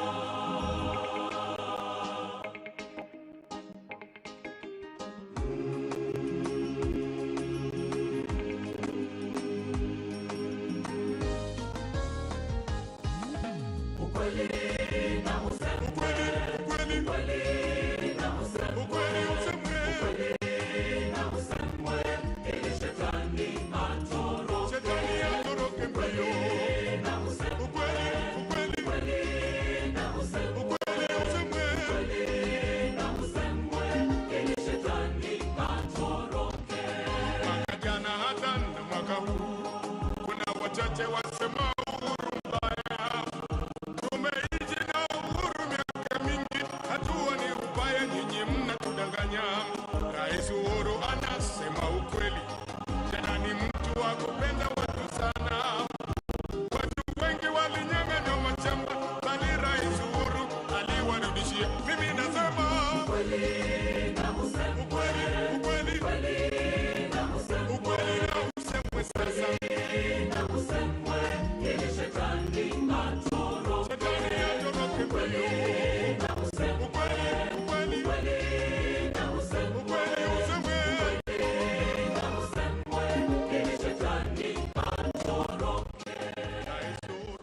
Asante sana. With the gracious permission of Your Excellency, sir, I will most humbly invite you to preside over the state investiture. Welcome, Your Excellency. Karibu will do it from here, Your Excellency. Thank you. Your Excellency, in recognition of distinguished and outstanding services rendered to the nation in various capacities and responsibilities, I hereby present to you the following persons for various awards. Moran of the Order of the Golden Heart, MGH, Mr. Paul Derito Ndongo. Yes, let us climb the stairs. All the awardees, kindly, we climb the stairs. Dongo Paul Derito is the current prior and chairman of the board of the 26,000-member St. John's Ambulance, Kenya. He has been a volunteer with St. John's Ambulance for over 44 years. In the year 2003, he chaired the Dongo Land Commission, whose recommendations have been critical in shaping land laws in Kenya, and his name continues to be synonymous with land laws advancements. He is awarded Moran of the Order of the Golden Heart, MGH, for his outstanding service rendered to the nation. Mr. Nzioka Waita. Mr. Nzioka Waita served as the Chief of Staff and Head of President's Delivery Unit, State House. As the head of delivery, he created a strong delivery office that gave the President line of sight to his administration's key development projects and programs. He is awarded the Moran of the Order of the Golden Heart, MGH, for outstanding service rendered to the nation. Elder of the Order of the Burning Spear, EBS, Brigadier Joseph Maina Murashia. Brigadier Murashia is the team leader for Project 58, uwanja tuko hapa siku ya leo. Under his leadership, Project 58 has been executed within strict timelines that saw phase 1 of the project being completed within 16 months. He has also supervised the construction and commissioning of Ulinzi Sports Complex, Langata, within 16 months. He is awarded Elder of the Order of the Burning Spear, ABS, for his outstanding leadership, command, and management and devotion to duty. Brigadier Caroline Mwende Mutesia. Brigadier Mutesia is the project manager for the Joint National Mapping Project. She has successfully overseen the implementation of 10 major projects across various government ministries and departments. Through these projects, the government has saved resources, and for the first time in the history of Kenya, strategic resource databases have been secured by government. She is awarded Elder of the Order of the Burning Spear, ABS. Congratulations, Brigadier. Congratulations, Brigadier, once more, asante. Moran of the Order of the Burning Spear, MBS, Professor David Sang Kiprop. Professor Kiprop has been the program manager, Guinea Worm Eradication Program. A brilliant and disciplined scientist, he has been instrumental in the elimination of the epidemic high-rate malaria in Kenya. He is awarded the Moran of the Order of the Burning Spear, MBS, for outstanding service rendered to the nation. Dr. Weston Wakasiaka Kisa. Dr. Wakasiaka is a renowned fistula surgeon and trainer of fistula care for health workers. He has led in fistula policy development and is also an author and writer of Fistula Diaries Kenya. He pioneered and established treatment of fistula, a disease that not only affects the health of our women and daughters, but also the social well-being. He is awarded the Moran of the Order of the Burning Spear, MBS, for outstanding service. Mr. Polycarp Otieno Onyango. Onyango is Senior Director, Presidential Delivery Unit in the Coast Region. He unlocked the challenges that were facing Kenya Ports Authority, a job that took him 2 months of posting in the coast. Onyango is awarded the Order of Moran of the Burning Spear, MBS, for outstanding service. Order of the Grand Warrior of Kenya, OGW, Major Adman Hussein Weshanga. Major Washenga is the officer in charge of maintenance, repairs, and overhaul at Kenya Shipyards Limited at the Mombasa and Kisumu Shipyard. Hiki ni kituo cha kutengeneza meli. He also coordinates support for Kenya Shipyards Limited, the Kenya Railways locomotives, and all marine assets. He has overseen the construction of MV Uhuru 2 at Kisumu and the refit of Kenya Navy ship Shupavu at Mombasa Shipyard. He is awarded Order of the Grand Warrior of Kenya, OGW. Congratulations, congratulations. Miss Alice Kwamboka Nyariki. Nyariki Alice Kwaboka is Senior Deputy Director of Pensions at the National Treasury. She spearheaded the development of policy reforms for public sector retirement benefit schemes. Her efforts have ensured that our senior citizens no longer have to wait and spend intolerant time waiting for their pension. She is awarded the Order of the Golden Warrior of Kenya for service to the nation. Congratulations. Ms. Jane Duta Mwangi. Duta Irene Mwangi has served diligently on COVID-19 Education Committee and the CBC Task Force. She has been an advocate and partner in the quest for accessible and quality education.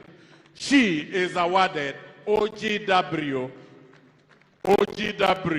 Order of the Grand Warrior of Kenya for dedicated service to the nation.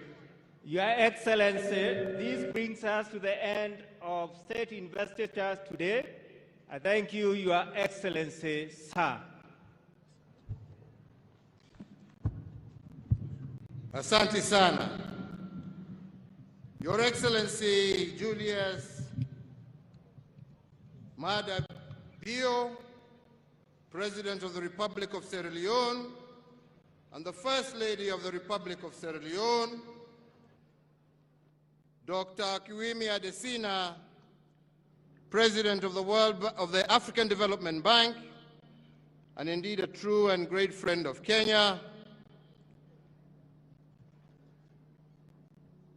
Honorable Speakers, Your Ladyship, the Chief Justice on Martha Koome, all national leaders and leaders from across our entire spectrum, members of the diplomatic corps, fellow Kenyans, ladies and gentlemen, hamjambo. Hamjambo tena. Asanteni sana. Siku ya leo tumepatiwa heshima kubwa sana kwa kupata mgeni wa nchi ya Sierra Leone, Rais wa Sierra Leone ambaye ametutembelea kuwa mgeni wetu wa heshima katika shughuli hii ya kusherekea Madaraka Day. Na mbele ya niseme lolote lingine, ningependa kuchukua nafasi hii kumkaribisha aweze kuwasalimia Wakenya na kutoa salamu zake na pongezi zake kwa Wakenya wote. Your Excellency, I'd like to take this opportunity to welcome you to have a few words with the Kenyans who are looking forward and are very excited about you coming to visit us. Karibu sana. Welcome.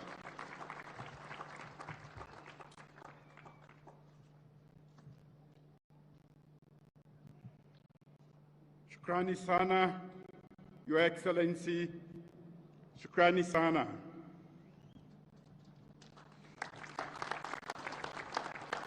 Uhuru Kenyatta, President, Honorable William Ruto, Deputy President of the Republic of Kenya, Your Excellency Mrs. Margaret Kenyatta, the First Lady of the Republic of Kenya, the First Lady of the Republic of Sierra Leone, Madam Fatima Mada Bio, members of government, and honorable cabinet secretaries present here today, members of the National Assembly and Senate present, members of the Diplomatic and Consular Corps, distinguished ladies and gentlemen, outstanding Kenyans who have made this visit both remarkable and memorable. Habari zenu Kenya.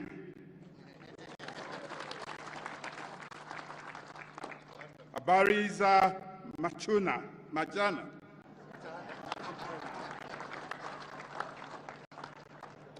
I'm truly honored, ladies and gentlemen, and ever grateful to President Kenyatta and to you, the Kenyan people, for the generous invitation to join Kenyans in celebrating Madaraka Day on these hallowed ground, Uhuru Gardens. Asante sana, Kenya. Congratulations. It is a momentous day, as President Kenya and others have said.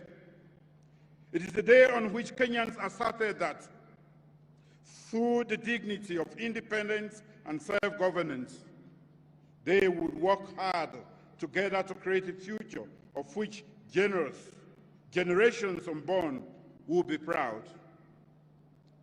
In the spirit of nation building and Harambee, the new nation reflected the blood, the tears, and the sweat that had gone into that unrelenting national effort from ordinary citizens and their leaders.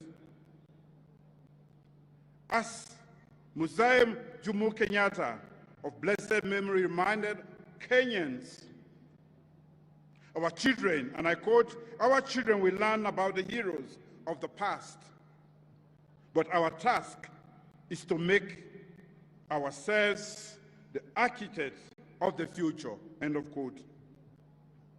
On this 59th Madaraka, I can confidently say that Kenyans have embraced that task and acquitted themselves very well. Congratulations, Kenya. Our path since independence for our nascent African nations of Kenya and Sierra Leone may have been different.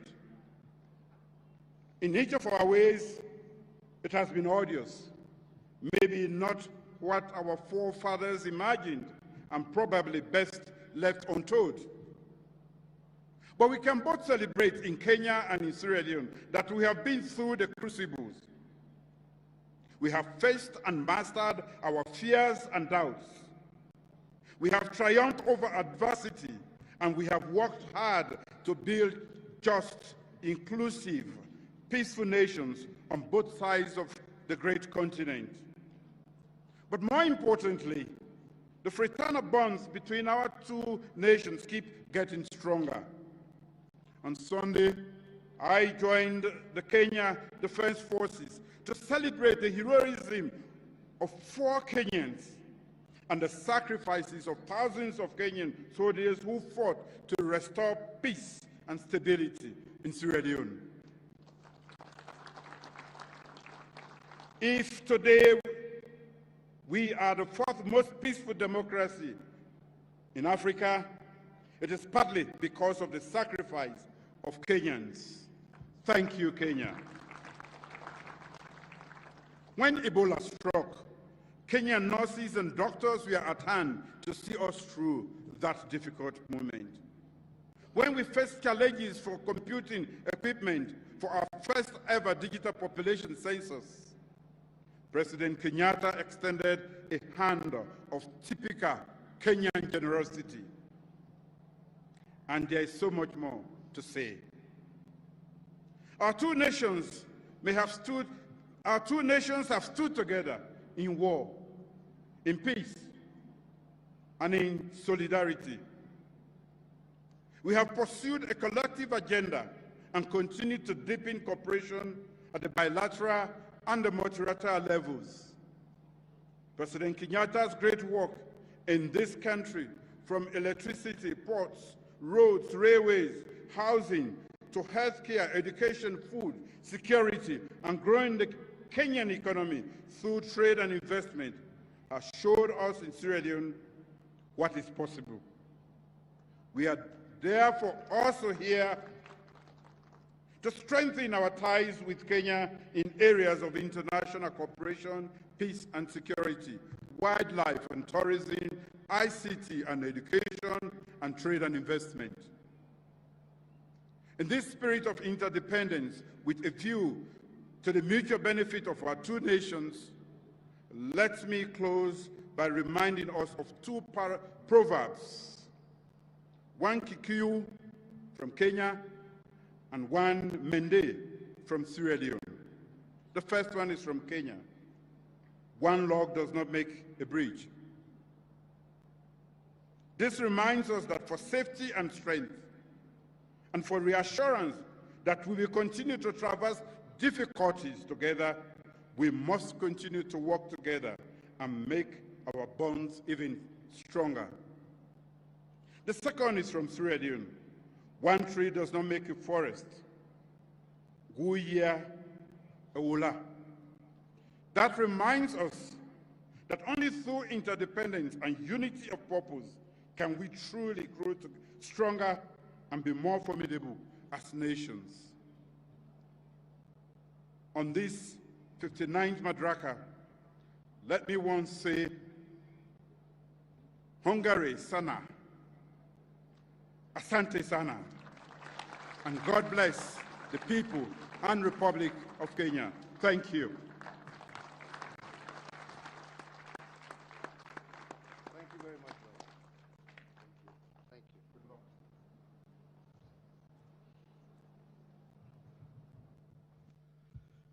Asante sana.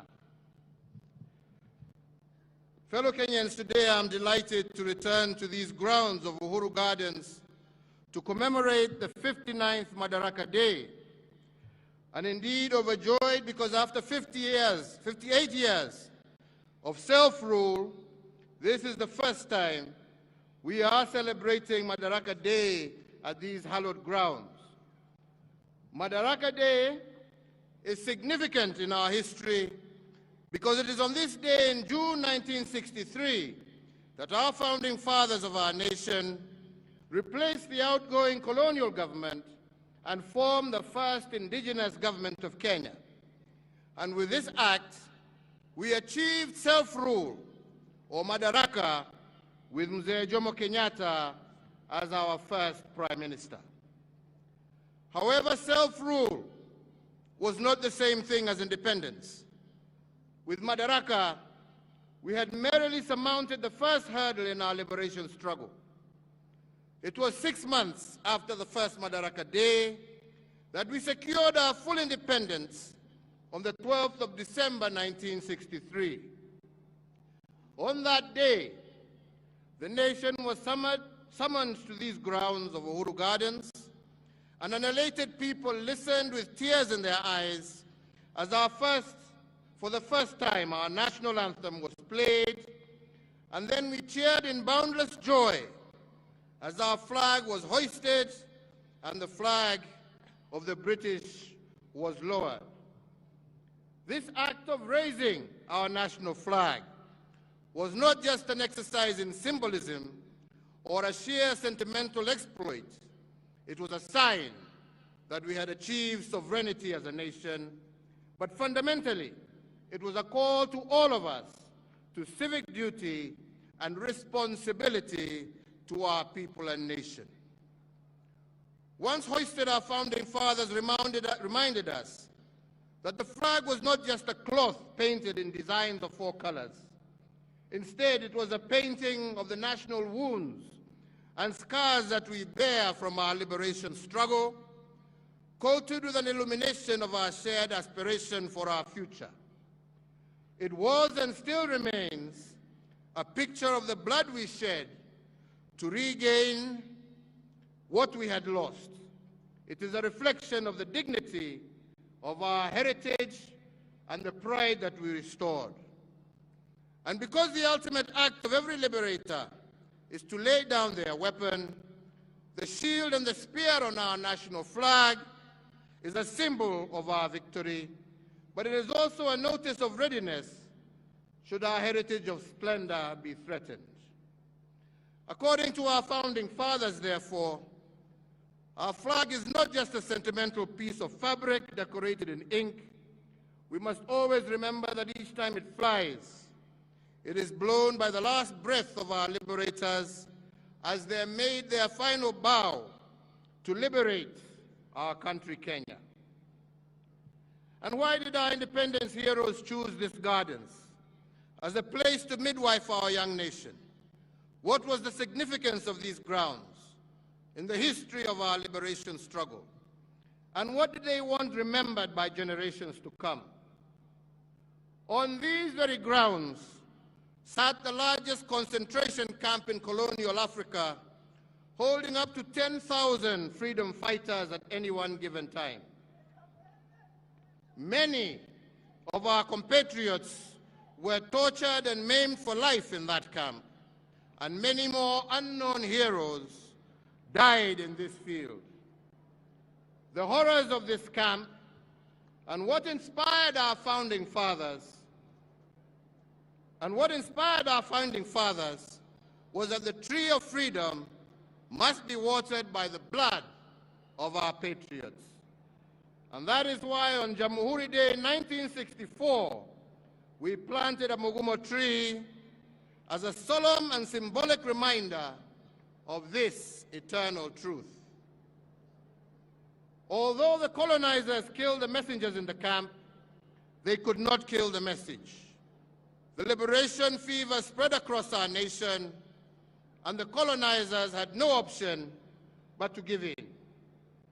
And why do I call Uhuru Gardens hallowed? It is because our founding fathers wanted us to celebrate this ground as a camp of martyrs and the birthplace of a nation, a place of remembrance, healing, and renewal. Each time we gather at this birthplace of our great nation, we must remember that being free is the easy part, but staying free is the difficult part. And although we are now fully free, we cannot continue to claim freedom casually. Instead, we must begin to practice it and jealously guard it against all threats, both foreign and domestic. The practice of freedom comes with a price.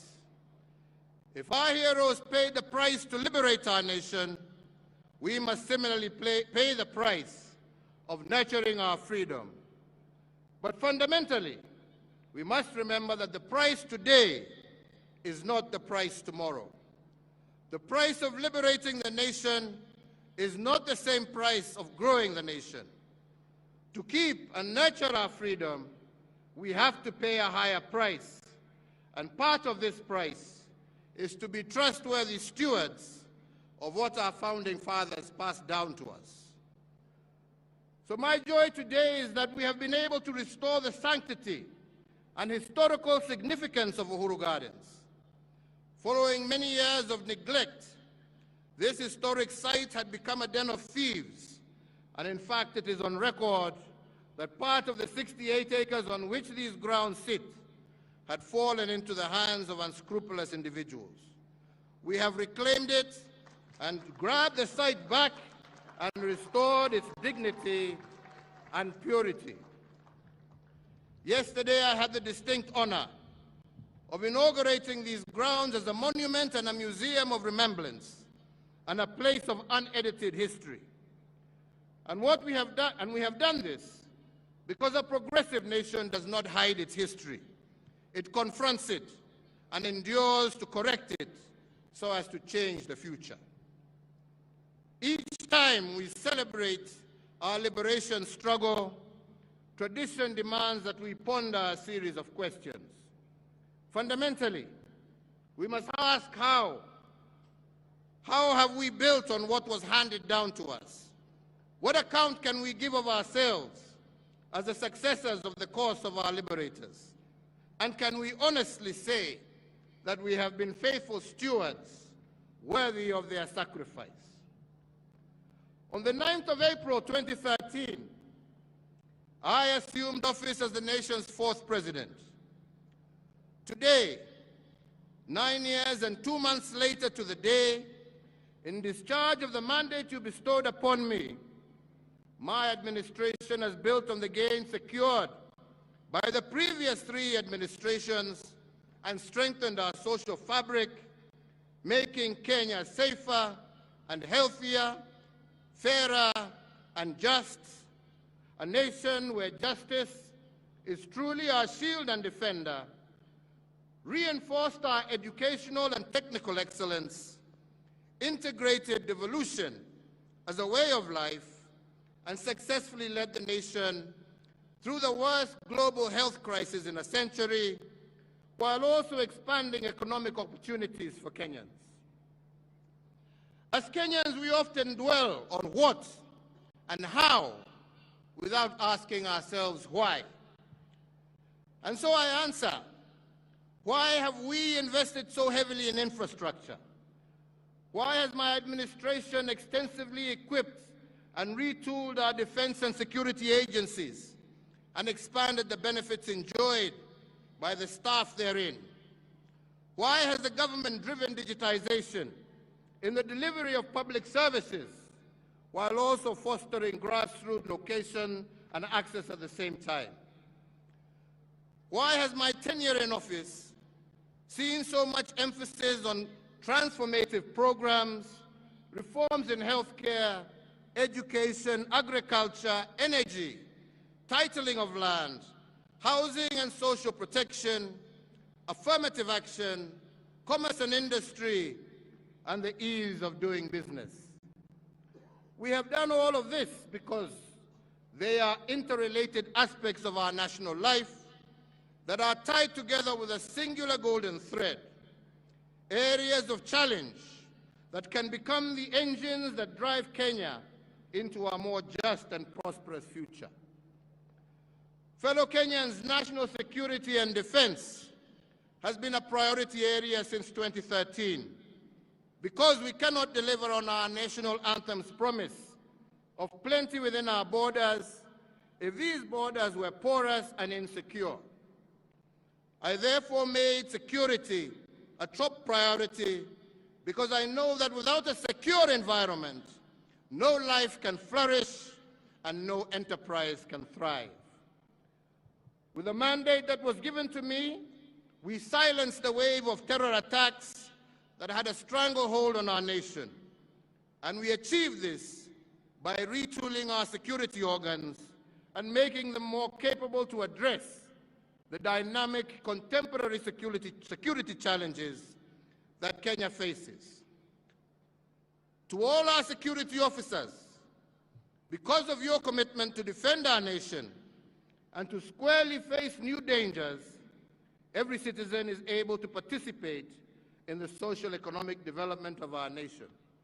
You have kept us free, you have preserved our way of life, and allowed us to enjoy the present as well as protect tomorrow, and we thank you for that service. In realizing equitable development through devolution, it was my distinct honor to be the president who received, fostered, and gave impetus to the devolved system of governance. Today, the results of our proactive and enthusiastic support are markedly visible from Makueni to Mandera, from Busia to Bungoma, from Mombasa to Meru, from Lamu to Laikipia, and from Turkana to Tharaka Nithi.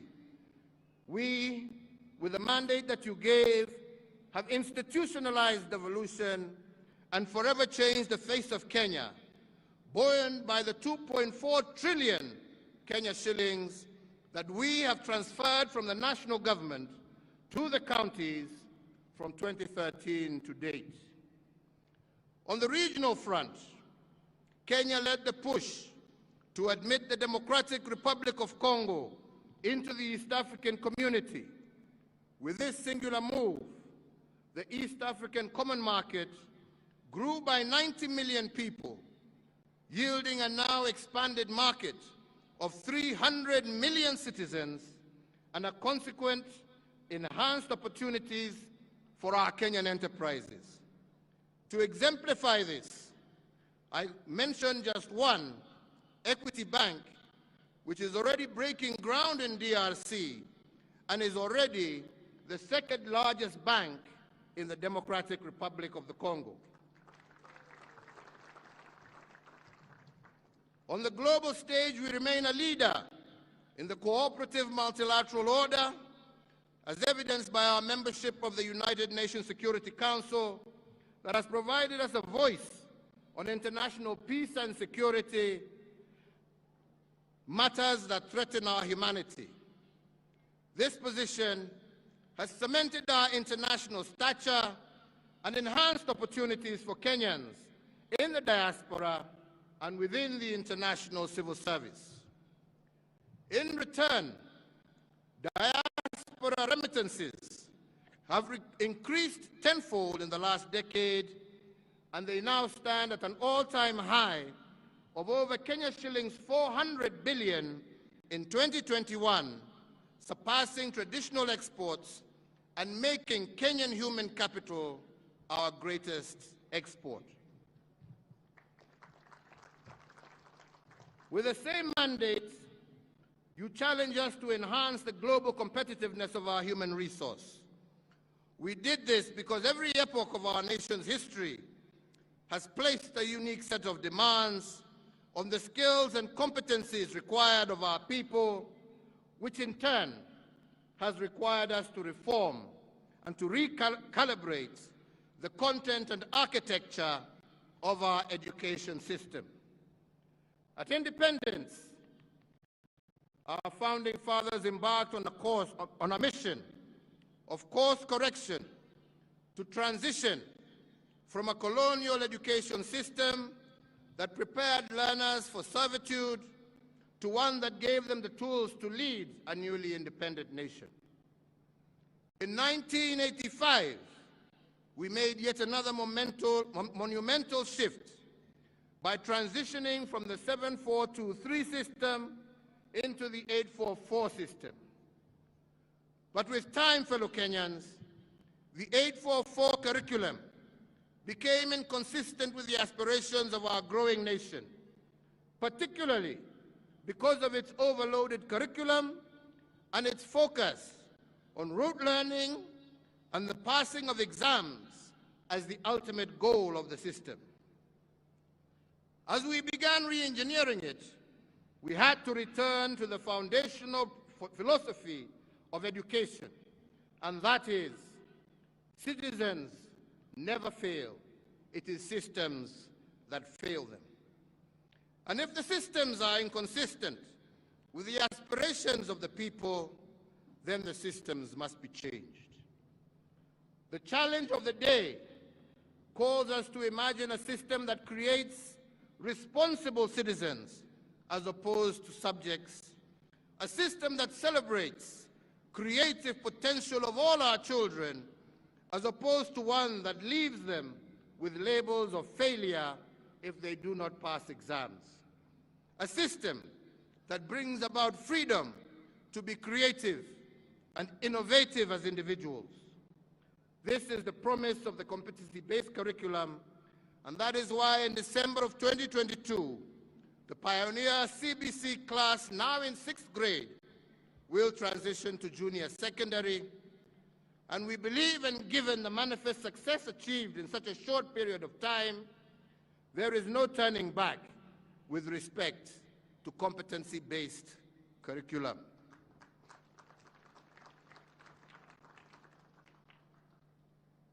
With the same mandate, we have also secured a 100% transition from primary to secondary education ensuring that no Kenyan child is left behind. We have also achieved Africa's first one-to-one child-to-book ratio and restored the integrity of our national exams. In regard to higher education, we live in a time when knowledge is placing other resources as the main driver of economic growth, and thus education has increasingly become the foundation of a greater individual prosperity. Our universities continue to incubate innovations and to prepare the next generation of leaders who are technically proficient and knowledgeable. Talents continue to be nurtured, and a workforce that is globally competitive is, with each passing year, transitioning from our institutions of higher learning into prominent positions locally and abroad. To ensure that even those that are not admitted to universities get an equal chance, we have transformed our technical and vocational education training. Where they stood only 52 institutions in 2013, today Kenya is home of 238 institutes, representing a 435% growth. With this transformation, every Kenyan child has a chance to make it. So fellow Kenyans, in our effort to foster inclusivity as well as gender parity, the one thing that I am truly proud of is how we have built women leadership and expanded their fields of participation in governance. For a long time, women affairs were relegated to the Department of Social Services, where they were grouped with children. In fact, the first woman to be appointed as a permanent secretary happened 24 years after independence. Margaret Githinji was appointed the permanent secretary for Commerce and Industry on Madaraka Day of 1987. And thereafter, the first woman to become a cabinet minister, the Honorable Nyiva Mwendwa, occurred 32 years after independence in 1995. Today, and thanks to the 2010 Constitution and my commitment to equality and inclusivity, I have had the pleasure of working with 11 women in my cabinet at different times and in different capacities. All of them have occupied high-profile portfolios, and in fact, all the cabinet secretaries for foreign affairs for the last 9 years of my term have been women, and we have seen how they have placed our country globally. Of equal note is that my administration has also fast-tracked the promotion of women in leadership in our security sector.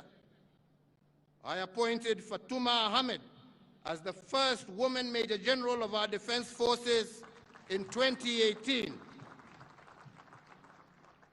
Similarly, the first holder of the Constitutional Office of Auditor General of our Republic was appointed under my administration, Mrs. Nancy Gadongo, and she was appointed in 2021 and continues to serve the Republic in that capacity.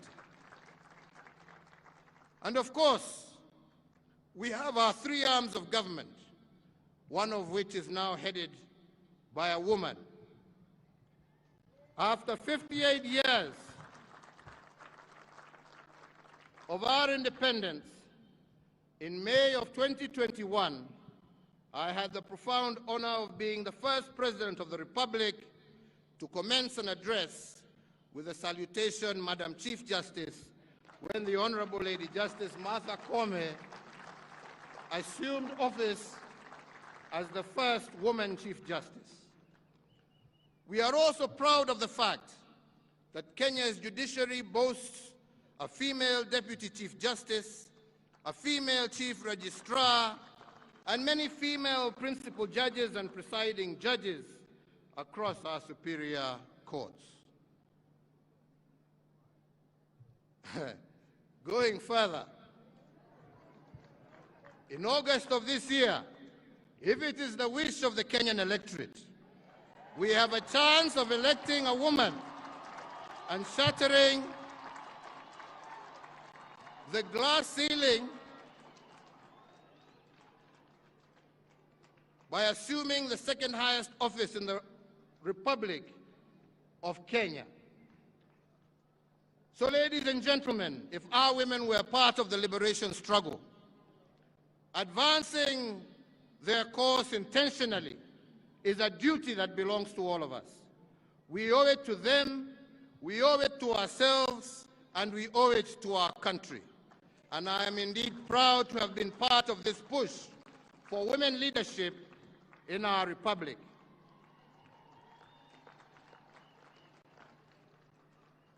Fellow Kenyans, ladies and gentlemen, now I will give a further account of how my administration has multiplied the fruits of our liberation. And I will give this account using 4 legacy frames that have guided our execution of the mandate bestowed on us over the last 9 years. These are what I have been calling the big push investments: economic acceleration, restoration of dignity, as well as political stabilization.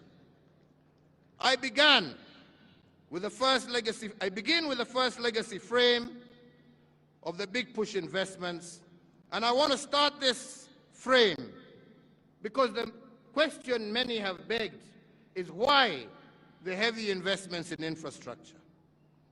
I have been asked severally why we have built the dams, expanded ports, built new ones, increased our road network, revived dead railways as we have built new ones.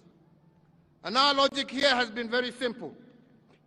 It has nothing to do with what we have built, but everything to do with why we did it.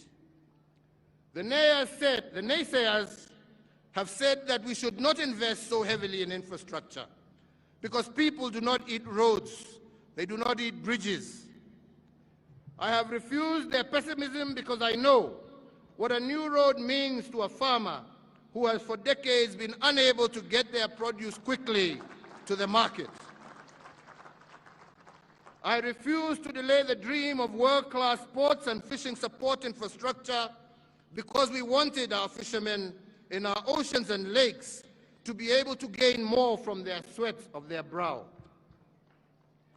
I looked at a nation whose potential was being limited by road connectivity and vowed to open up Kenya to ourselves and also to the world.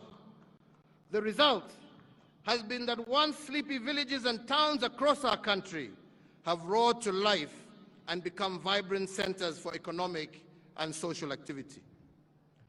The result was the appreciation in the value and utility of land in many rural and peri-urban areas, instantly elevating many thousands of homes out of poverty. Similarly, fellow Kenyans, we have learned, and that is why we say we must learn from our history, is that when the British built the Kenya-Uganda Railway, some people called it the railway to nowhere, passing through a swamp called Nairobi. But to the colonizers, the railway was not the end game. What the railway was meant to achieve was the end game. Years later, what started off being called the Lunatic Express by cynics converted a swamp called Nairobi into a megacity that is today one of the top 5 cities on the African continent. It opened up an entire hinterland running from Mombasa on the Indian Ocean to Banana on the Atlantic Ocean in the Democratic Republic of Congo. The railway had transformed the East African landscape, opening up new frontiers of trade, commerce, and urbanization. This demonstrates that infrastructure has a way of turning swamps into cities, dead spaces into high-value property, village shopping centers into huge city malls. Without infrastructure, there is no way of finding new possibilities. And that is why we made it one of our big push investments. When my administration took over the helm of leadership, we knew we had only a maximum of 2 terms to accomplish a very ambitious agenda. And the challenge was that the bar set by my predecessor, the late President Mwai Kibaki, was a high one. To face this challenge, we had to first embrace what previous administrations had done and accelerate their achievements. That was part of the big push. Today, I am proud to record that if the third Kenyan administration built 2,000 kilometers of tarmac road, we accelerated this achievement by building over 11,000 kilometers, which is close to 6 times what they built. In fact, truth be said, we have built more roads in 9 years than what all previous administrations combined, including the British, built in 123 years. Wapende wasipende, hiyo ndio ukweli wa mambo.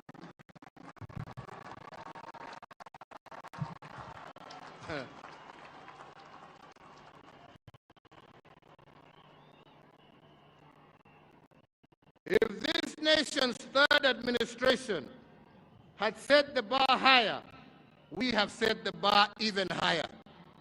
And the record is there for all to see. Across all 8 former provinces in each of the 47 counties, we have transformed our country 1 kilometer at a time.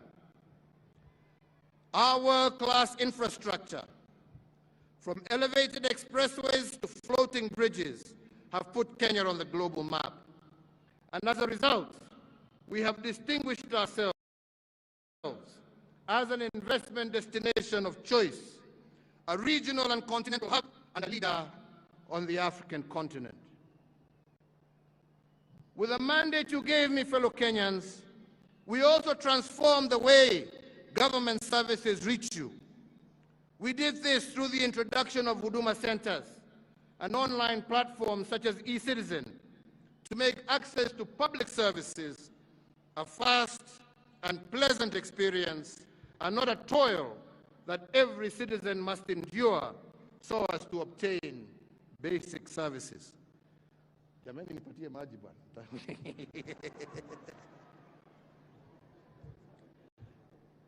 In 2013,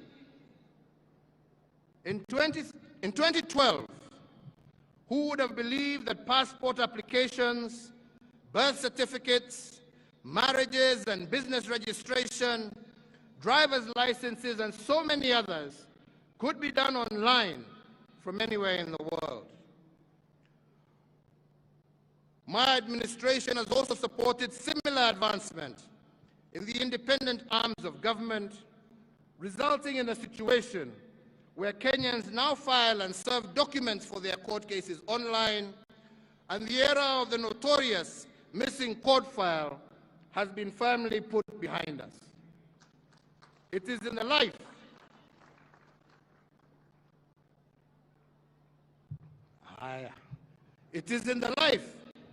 of this administration that a business can be registered online and a certificate issued on the same day, together with the KRA PIN and other statutory registrations. We did it because we know that it is our duty to facilitate your enjoyment of your social economic rights without unnecessary and cumbersome barriers. In the past, all land matters in Kenya were handled using a manual registry, and this made the Ministry of Lands a total den of corruption. In fact, part of the Wilson Airport runway to my left here had a title deed registered in the name of a private individual. But as part of the reforms in the land registry, the process of stamping out fake title deeds and reversing this fraud has been accelerated.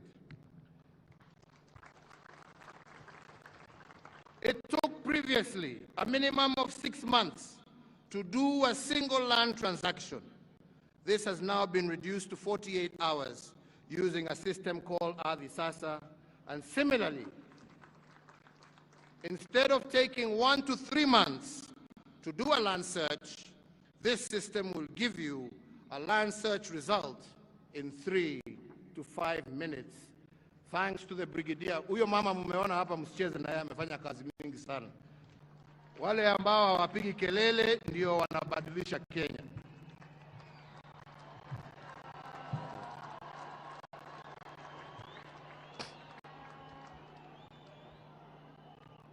With the mandate you gave me, we have set a high bar for how and where government services should be provided. Never again will Kenyans accept that they must contend with long winding queues, pay the infamous and notorious facilitation fee to receive their rights, or to travel long distances to the nearest major town to receive even the most basic of public services. As the administration that assumed office on the signature pledge of being a digital government, the revolution that is the delivery of services online, coupled with the concept of Huduma centers, which we implemented, have changed the way Kenyans do business. In doing so, it has also created opportunities for Kenyans in the private sector and built an enabling environment for an ICT versatile society. It is in the tenure of this administration that we successfully transitioned from analog to digital television and radio, resulting in the country being home to 130 TV stations, up from 14 in 2013. 204 radio stations, up from 130 in 2013. These impressive figures do not lie, and this does not factor the massive expansion of the digital space that has seen many hundreds of thousands of Kenyans successfully monetize various digital communication avenues. Ndio unaona wengine wananitukana kila siku, ni sawa tu, waendelee. Ni haki yao. Besides jobs, through our expansion of the digital space, the government has enabled small and medium enterprises, regional, community, and church-based broadcasters throughout the country to create niche routes for direct engagement. The dividends of the investments in our undersea cable are also manifest.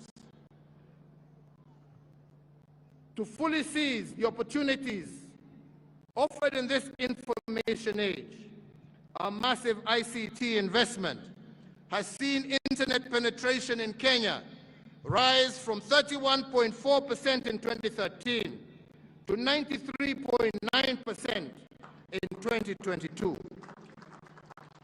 with cellular phone penetration increasing from 74.9% to over 131% in the last reported cycle. Indeed, fellow Kenyans, over the same period of time, money transfers have increased from 1.9 trillion shillings a year to 6.8 trillion shillings every year. Further, online jobs, not just here in Kenya, but globally, have secured close to 1 million jobs for Kenyans, while innovators continue to make waves globally from their very locations here in Kenya. So fellow Kenyans, as we prepare to hand over the baton to the fifth administration, there are three critical areas that I believe a new administration should focus on, but mine are just suggestions. Firstly, you cannot do the big push investments in dams, roads, and rail in an environment of corruption. I say so because we cannot lie, the devil of corruption is still alive and well here in Kenya. For the next administration to multiply our dividend and continue raising the bar, it must work from the inside out. It must not backslide on the corruption agenda.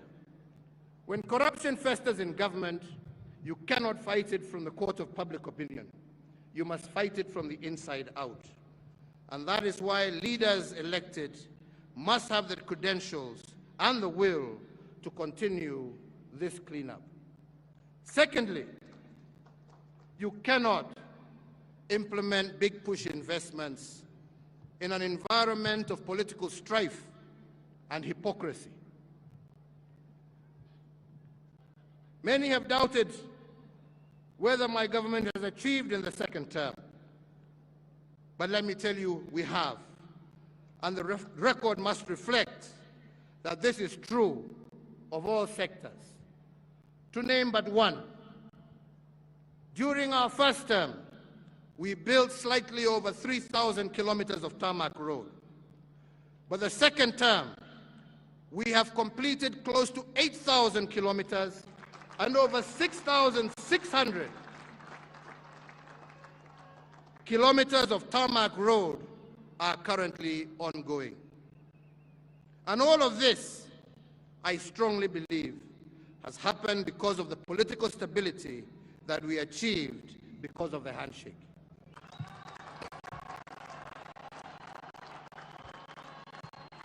Three, big push investments are bold investments, and they call for surgical and sometimes ruthless execution. Such undertakings cannot be fed on the milk of meekness.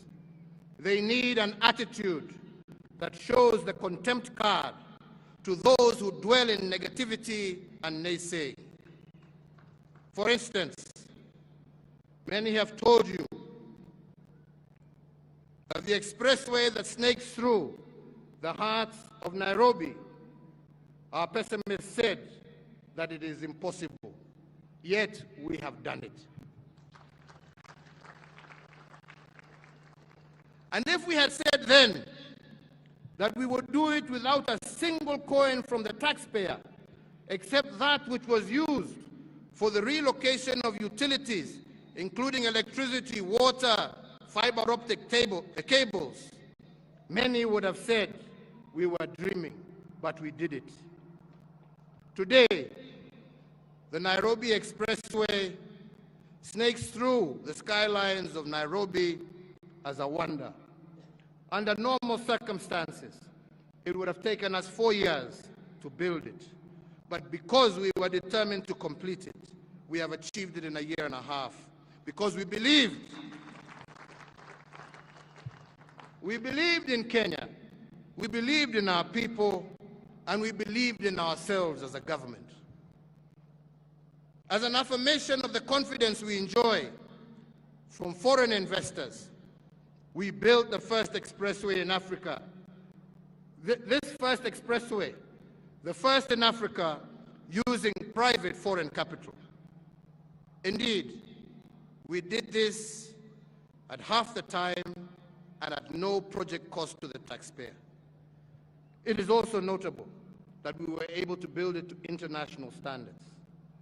With this signature project, we have opened up new possibilities for our own private sector investments, including equity and pension funds, to invest in public infrastructure and make decent returns. So fellow Kenyans, allow me to turn to my second legacy frame of economic acceleration. And for this, I mean multiplying the economic foundations of our nation at a rate that is outside the normal. The first limb will address how we are faring on production, and the second limb will respond to a question by many why we had to borrow in order to accelerate our fundamentals. Since 2013, we have used your mandate to ring-fence and grow our traditional exports of tea, coffee, and horticulture.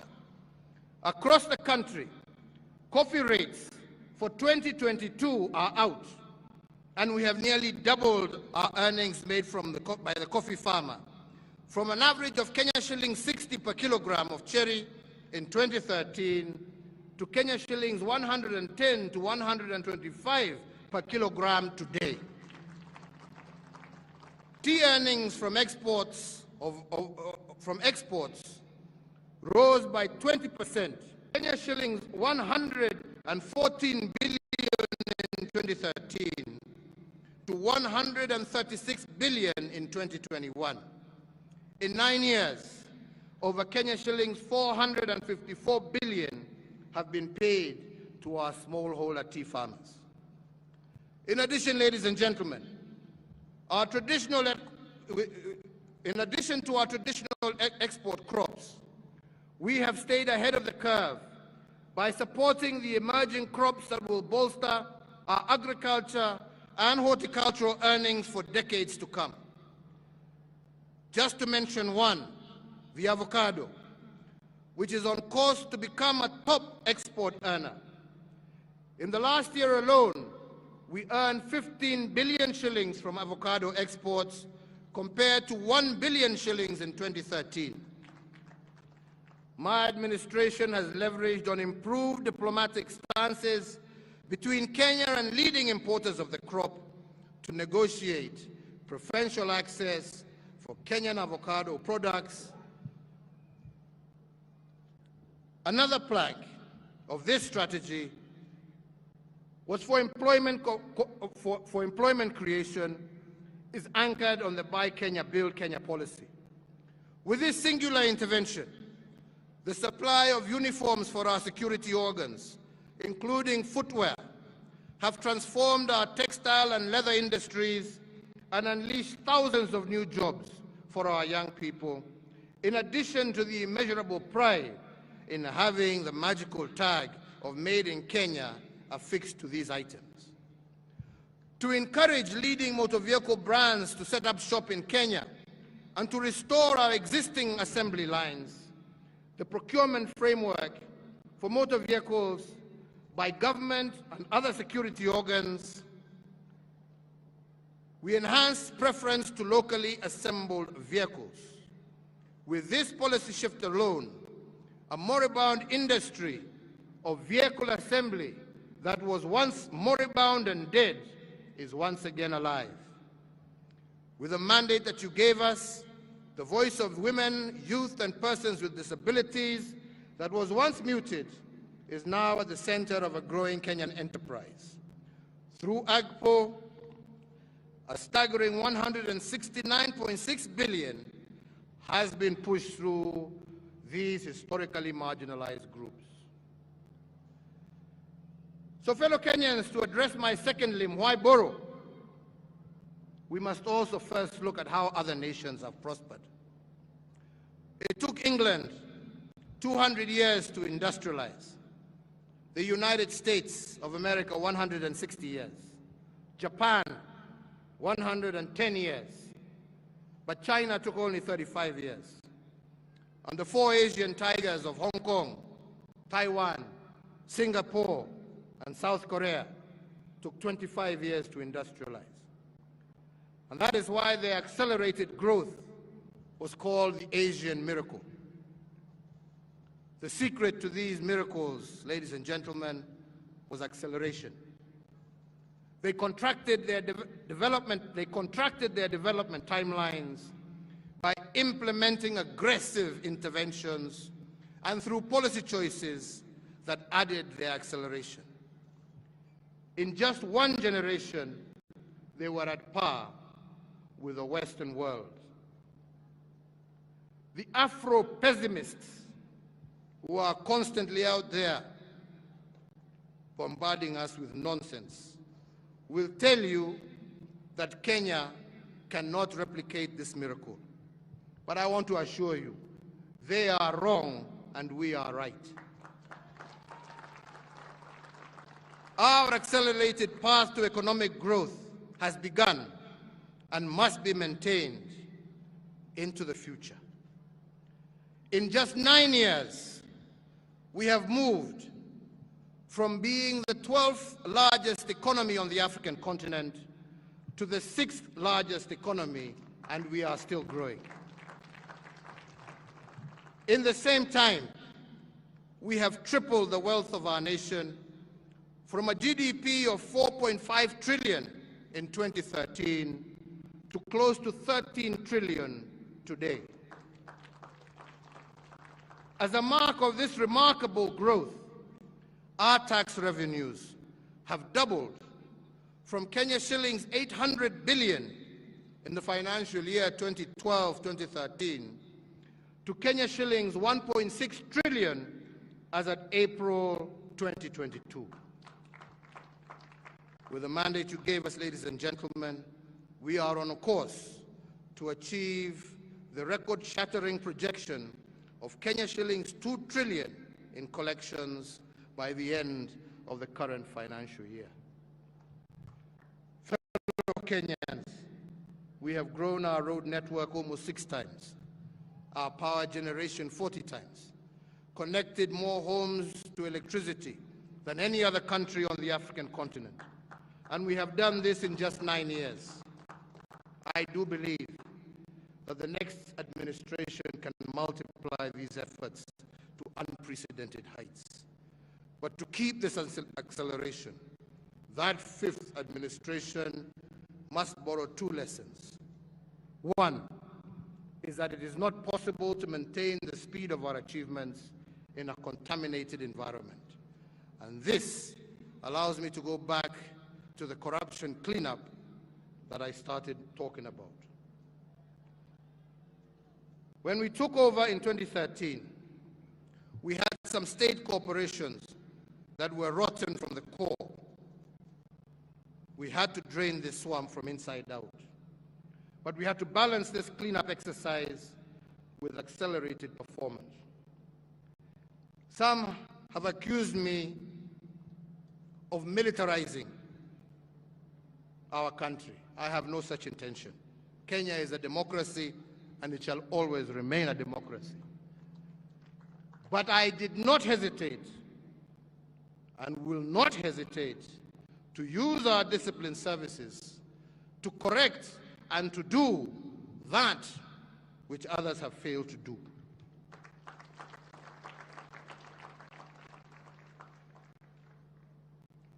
We turn to our disciplined forces and we summon them to the cause of nation building. And the record must reflect that they have not disappointed us. When we gave them the Kenya Meat Commission to manage, they turned it into a profit-making enterprise within a year. The other institution worth of mention is the Kenya Shipyard Limited. This institution had collapsed due to mismanagement and corruption. Then last year, we handed it over to the disciplined forces. Today, this corporation is poised to have the largest shipyard in sub-Saharan Africa.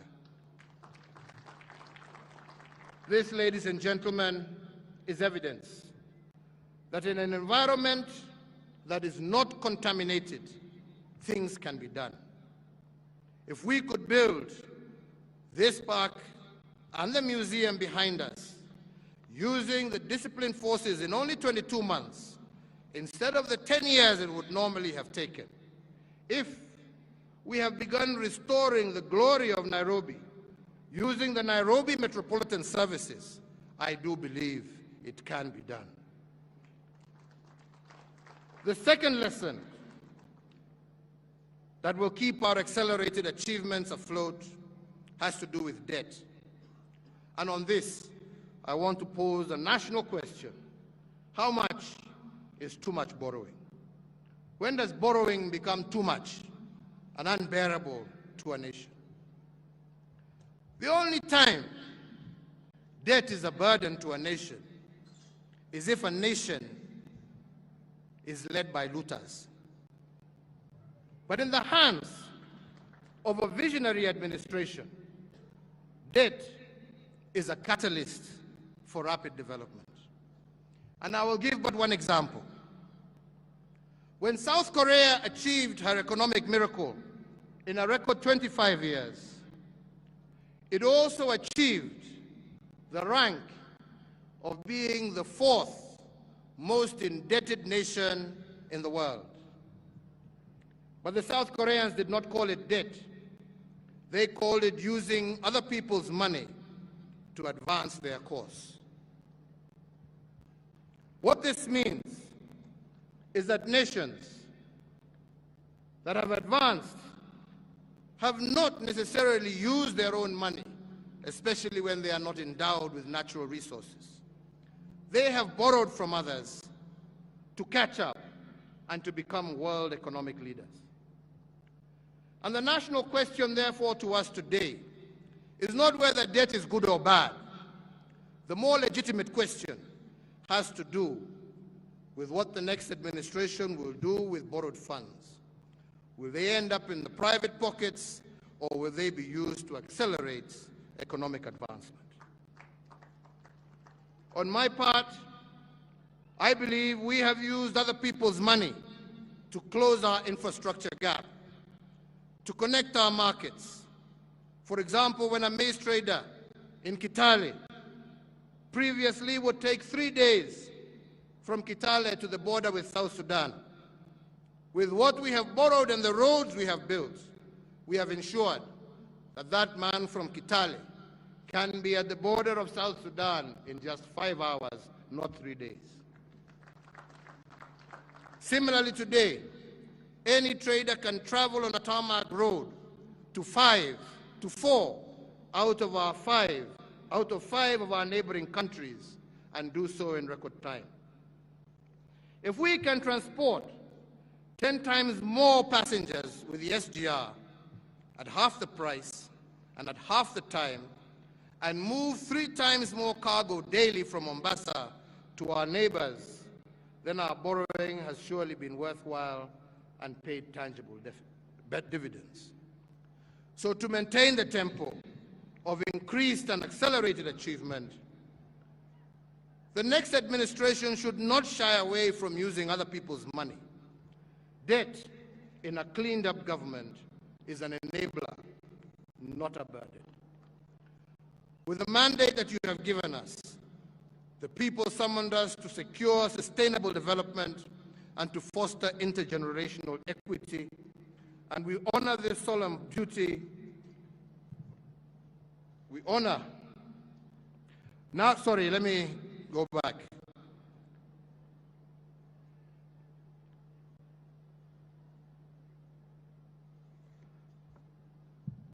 So, fellow Kenyans, with the mandate that you've given us, we also move to secure sustainable development and to foster intergenerational equity. We honored this solemn duty by restoring our water towers, protecting our environment through pollution control. We have conserved wetlands and firmly established Kenya as a global leader in the area of sustainable development. Our conservation efforts have fortified our biodiversity, and as a result, we have recorded the lowest levels of poaching in our nation's history. On account of this robust ecosystem, we have registered the highest wildlife population for a majority of those species that were previously endangered. We did this so that every Kenyan can enjoy their right to a clean, healthy environment, and so that our heritage of splendor can be passed down from one generation to another unencumbered. We have planted 1.34 billion trees, moving our forest cover from 6.99% in 2013 to 8.83% in 2022, and our tree cover to 12.3%, well over the 10% envisioned in our Constitution and 8 years ahead of the target date that was set of 2030. To halt the destruction of water towers, an elusive dream that has eluded every other administration, we contain the encroachment and legal extraction activities in the water tower resources of the Masai Mara Forest Complex. We have also banned the use of polythene bags and saved marine and terrestrial life. We have moved also with the beautification of our urban areas, especially here in Nairobi. And this initiative has led to the emergence of our nation as a leader in climate change action and established a thriving green economy. We have also moved in the water sector by building dams, including Thiba Dam, Yamo Dam in Samburu, and are on course to complete while starting others such as Thwake Dam, Mwache Dam at the coast, Karimeno Dam here in Kiambu, Sioi Murunye Road Dam in West Pokot, Bute Dam in Wajir, and Soin Koru Dam in Nyanza. In total, we are currently implementing some 685 water and sanitation projects. And if we conclude these, which we hope will be concluded by the end of this year, at least 80% of Kenyan households will have access to water and 40% to sanitation. Today, we have 13 million Kenyans connected to clean water. Our irrigation has doubled from 374,000 acres to 664 acres currently. From independence, we had only produced 5 million title deeds. Today, we have added an additional 6 million title deeds, bringing our national aggregate to 11 million. We have also heralded the enactment of the Land Index laws, which should put a stop to the blight that is occasioned by bloated valuation figures in the process of compulsory land acquisition, thereby making it easier for us to complete public projects. We have also moved towards the restoration of dignity and political stabilization. And as we look forward to the August 9th general elections, we must ask ourselves, what is the purpose of an election? Let me pose this question more pointedly by using two examples.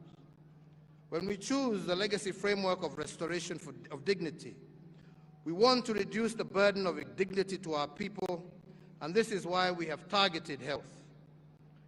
Universal health coverage, which is something that we are very keen and have been keen on, has seen a growth of more than 17.1 million Kenyans insured under NHIF compared to 4.4 million.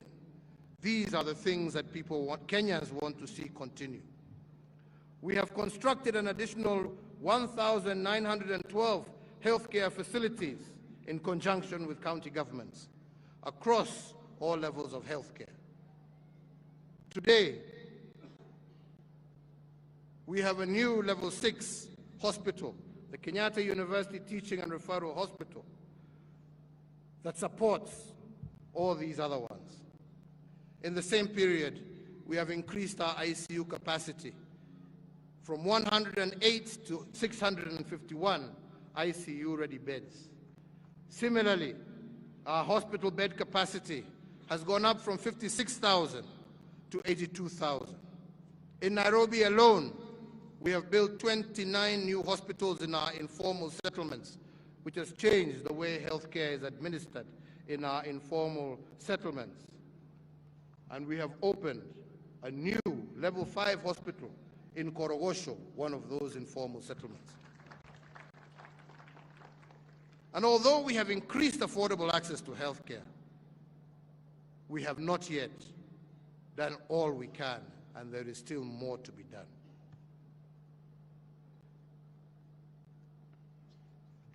We need, hii sasa imekuwa ndefu.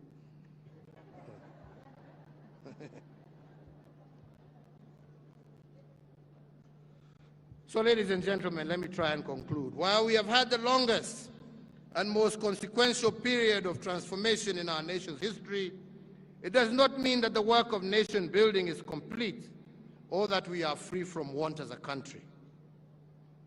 Recurring waves of drought continue to subject some of our brothers and sisters across our country to hunger.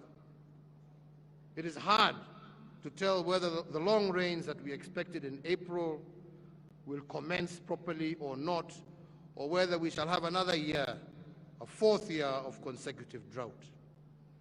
And even as we contend with these effects, we are also facing challenges rising from other areas that no other generation has faced in over a century. A health pandemic that has caused untold suffering, robbing us thousands of our fellow compatriots, and in its wake, rendering millions jobless. Global tensions today are threatening global food supply and fuel supply chains, causing untold disruptions in transport and logistics, causing skyrocketing prices of basic commodities, food items, leading to higher costs of living and turbulence in international finances, issues that will continue to require attention and vigilance. We are also still faced with security challenges in parts of our country, including Kerio Valley, parts of Marsabit, parts of Laikipia, where bandits cannot even spare our children, robbing us our future. And unemployment is still a major challenge, dampening the spirits of our youth and also disheartening their parents. Equally important to highlight is the threat also to our traditional values and the family as the basic unit of our society. The evolving face of the Kenyan family is characterized in the 2019 national census, where families headed by single parents rose from 25.1% in 2009 to 38.2%. If unchecked, this trend shall destroy the fundamental character of Kenya and reap untold harm onto our most vulnerable and precious members, our children. So I urge all of us, including our religious leaders, our community leaders, and all concerned government agencies, to step up to the plate and make sure that the Kenyan family remains the strong and respected institution that it has historically been. So fellow Kenyans, my message to the nation today is that whereas we are claiming progress, we do not claim perfection.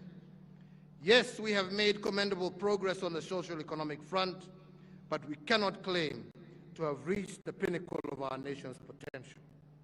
There is much more to be done to move our nation to the next level of development.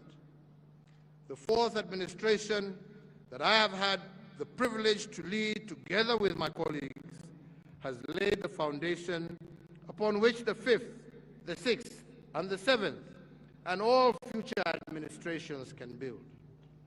However, to achieve the shared aspirations of our people, successive administrations are called upon to foster national unity, and this is the single greatest enabler for sustainable development and shared prosperity for all. Our first collective national duty, therefore, in this forthcoming elections, general elections, on the 9th of August 2022, is to choose peace and stability over fear, hope over hate, and progress over retrogression. On this solemn occasion, we also reflect on the plight of our brothers and sisters who have run into headwinds with the law and are currently serving custodial sentences in our correctional facilities. Indeed, in response to various petitions from actors with the justice and legal sector, and in line with our commitment to restorative justice and reintegration of offenders, on the recommendation of the Power of Mercy Advisory Committee, I have on this day exercised the presidential prerogative of pardon and granted a second chance to some 3,908 inmates.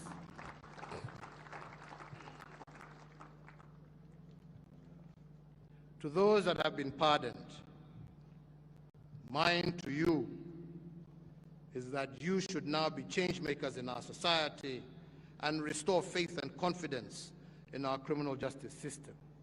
Reciprocate the generosity that has been shown by your motherland through this act of mercy with a high sense of civic duty and service to your country. Fellow Kenyans, ladies and gentlemen, kwa hayo mengi, with the eternal flame that we lit yesterday on the eve of Madaraka Day, and the first Madaraka Day held on these grounds, let us all commit ourselves to fanning the flames of freedom, democracy, prosperity, unity, integrity, and most importantly, peace, and our combined, collective, unceasing commitment to Project Kenya. May God bless you, and may God bless Kenya. Asanteni sana. Kwa heshima naomba sote tusimame kwa wimbo wa taifa.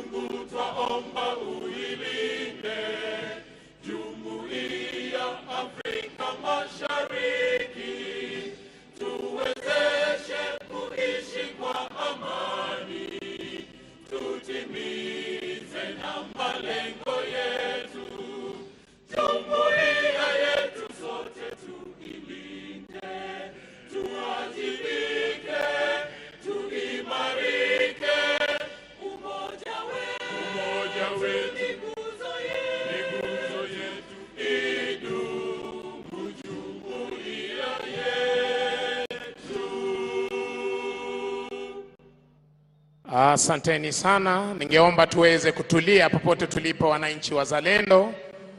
Nikiitisha hivi sasa magari ya Mheshimiwa Rais wa Jamhuri ya Kenya pamoja na magari ya Mheshimiwa Rais Jamhuri ya Sierra Leone.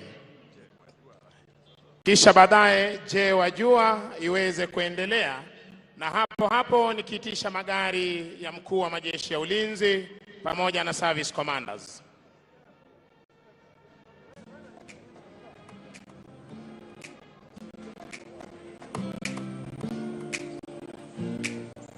Tutulie tafadhali.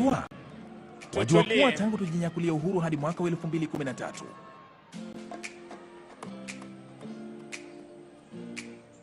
Je, wajua?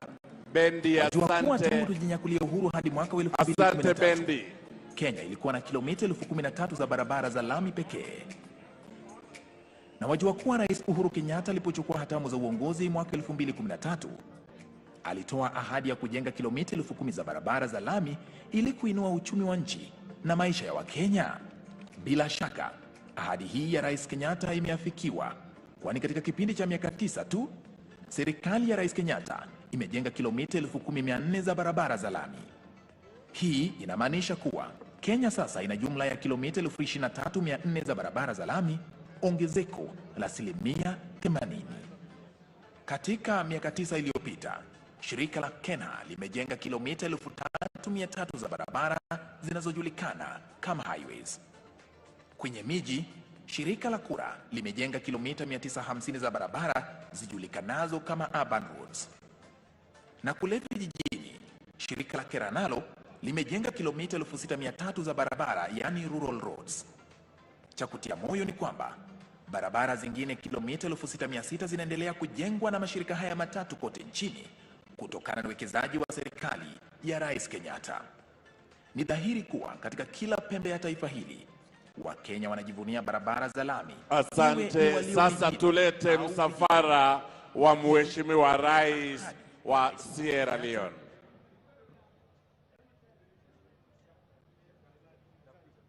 Msafara wa Mheshimiwa Rais ukiondoka, tuweze kulete msafara wa Mheshimiwa Rais wa Sierra Leone.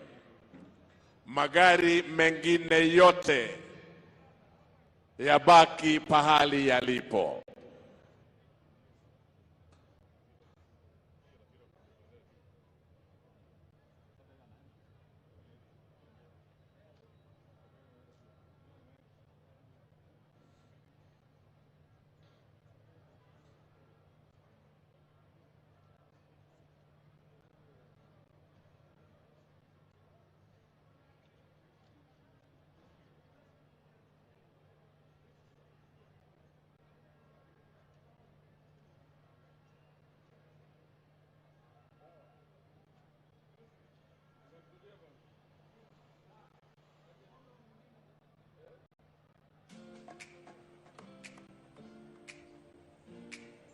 Je, wajua kuwa tangu tujinyakulia uhuru hadi mwaka wa 2013 Kenya ilikuwa na kilomita 13,000 za barabara za lami pekee?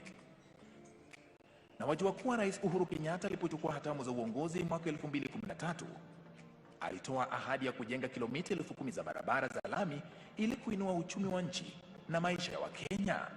Bila shaka ahadi hii ya Rais Kenyatta imeafikiwa, kwani katika kipindi cha miaka 9 tu serikali ya Rais Kenyatta imejenga kilomita 10,400 za barabara za lami.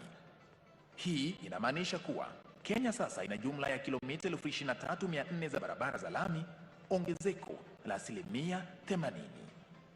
Katika miaka 9 iliyopita, shirika la Kenya limejenga kilomita 3,300 za barabara zinazojulikana kama highways.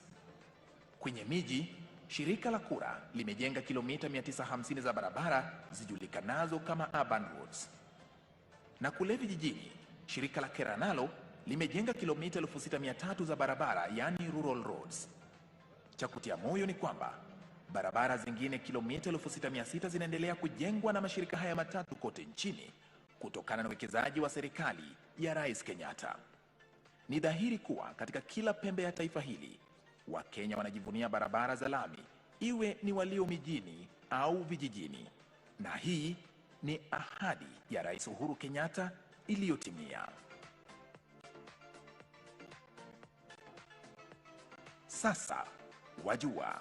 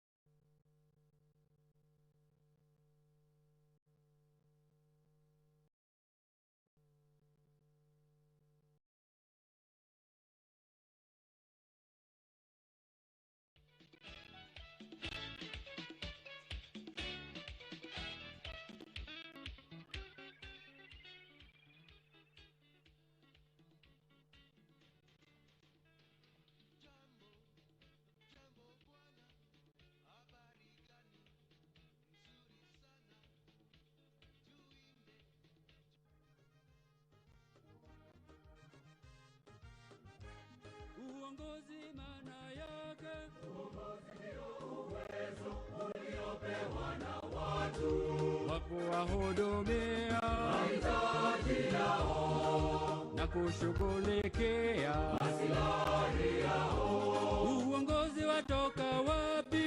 Uongozi watoka kwake Baba mwenyewe. Mwenyezi Mungu, kwa wateule wake aliyewateua kuwaongoza watu kwa mapenzi yake, tangu tupate uhuru katika nchi ya Kenya tumebarikiwa sana, kupata viongozi kwa busara sana, twatoa shukrani kwa Mwenyezi Mungu. nasi wananchi Kenya Sote tunalo jukumu la kulinda nchi yetu na kumsaidia kiongozi wetu katika kazi yake ya kujenga nchi. nasi wananchi Kenya Sote tunalo jukumu la kulinda nchi yetu na kumsaidia kiongozi wetu katika kazi yake ya kujenga nchi. Kenya ni imara, sote tunajivunia. Kenya ni imara, sote tunajivunia. Kenya ni imara, sote tunajivunia. Kenya ni imara, sote tunajivunia. Kenya ni nchi nzuri sana, lazima tuilinde. Kenya ni imara, sote tunajivunia. Tusikubali wachochezi waiharibu Kenya. Kenya ni imara, sote tunajivunia. Wananchi wetu wa Kenya tuheshimu mamlaka, kwa sababu uwezo wote watoka kwa Mungu juu. Kenya ni imara, sote tunajivunia. Tukitaka maendeleo katika nchi yetu, ni lazima tuungane sote tujenge nchi yetu. Kenya ni imara, sote tunajivunia. Vigelegele na nderemo tushangilie Kenya. Kenya ni imara, sote tunajivunia. Vigelegele na nderemo tushangilie Kenya. Kenya ni imara, sote tunajivunia. Tuungane na viongozi tukijenga taifa. Kenya ni imara, sote tunajivunia. Vigelegele na nderemo tushangilie Kenya. Kenya ni imara, sote tunajivunia. Vigelegele na nderemo tushangilie Kenya. Kenya ni imara, sote tunajivunia. Tuungane na viongozi tukijenga taifa. Kenya ni imara, sote tunajivunia. Uongozi maana yake uongozi ndio uwezo uliopewa na watu wa kuwahudumia mahitaji yao na kushughulikia maslahi yao. Uongozi watoka wapi? Uongozi watoka kwake Baba Mwenyezi Mungu, kwa wateule wake aliyewateua kuwaongoza watu kwa mapenzi yake.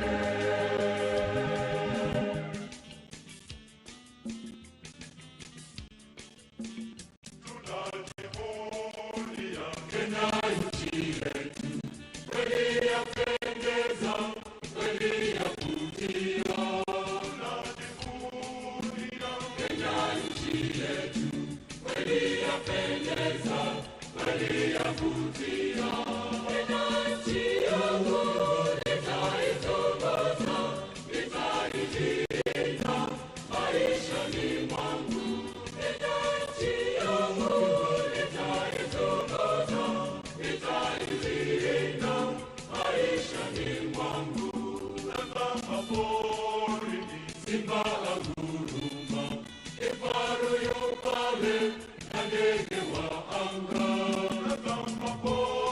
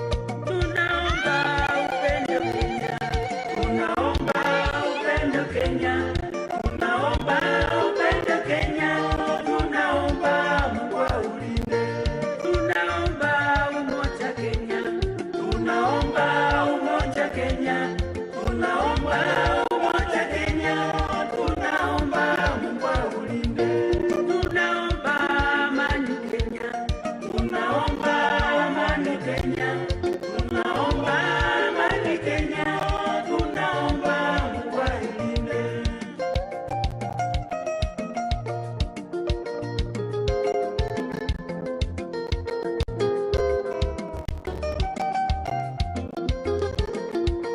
Wachane na mayatima, wanasiasa na makanisa, tunalia amani Kenya, tuombeni upendo Kenya. Wachane na mayatima, wanasiasa na makanisa, tunalia amani Kenya, tuombeni upendo Kenya.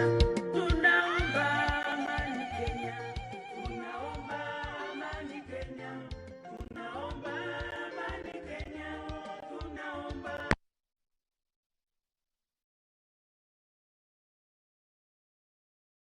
upendo Kenya, tunaomba upendo Kenya, tunaomba Mungu aulinde, tunaomba umoja Kenya, tunaomba umoja Kenya, tunaomba umoja Kenya, tunaomba Mungu aulinde.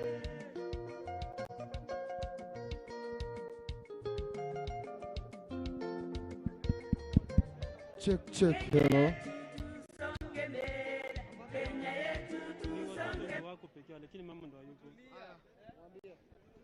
Hello. Tafadhali kidogo.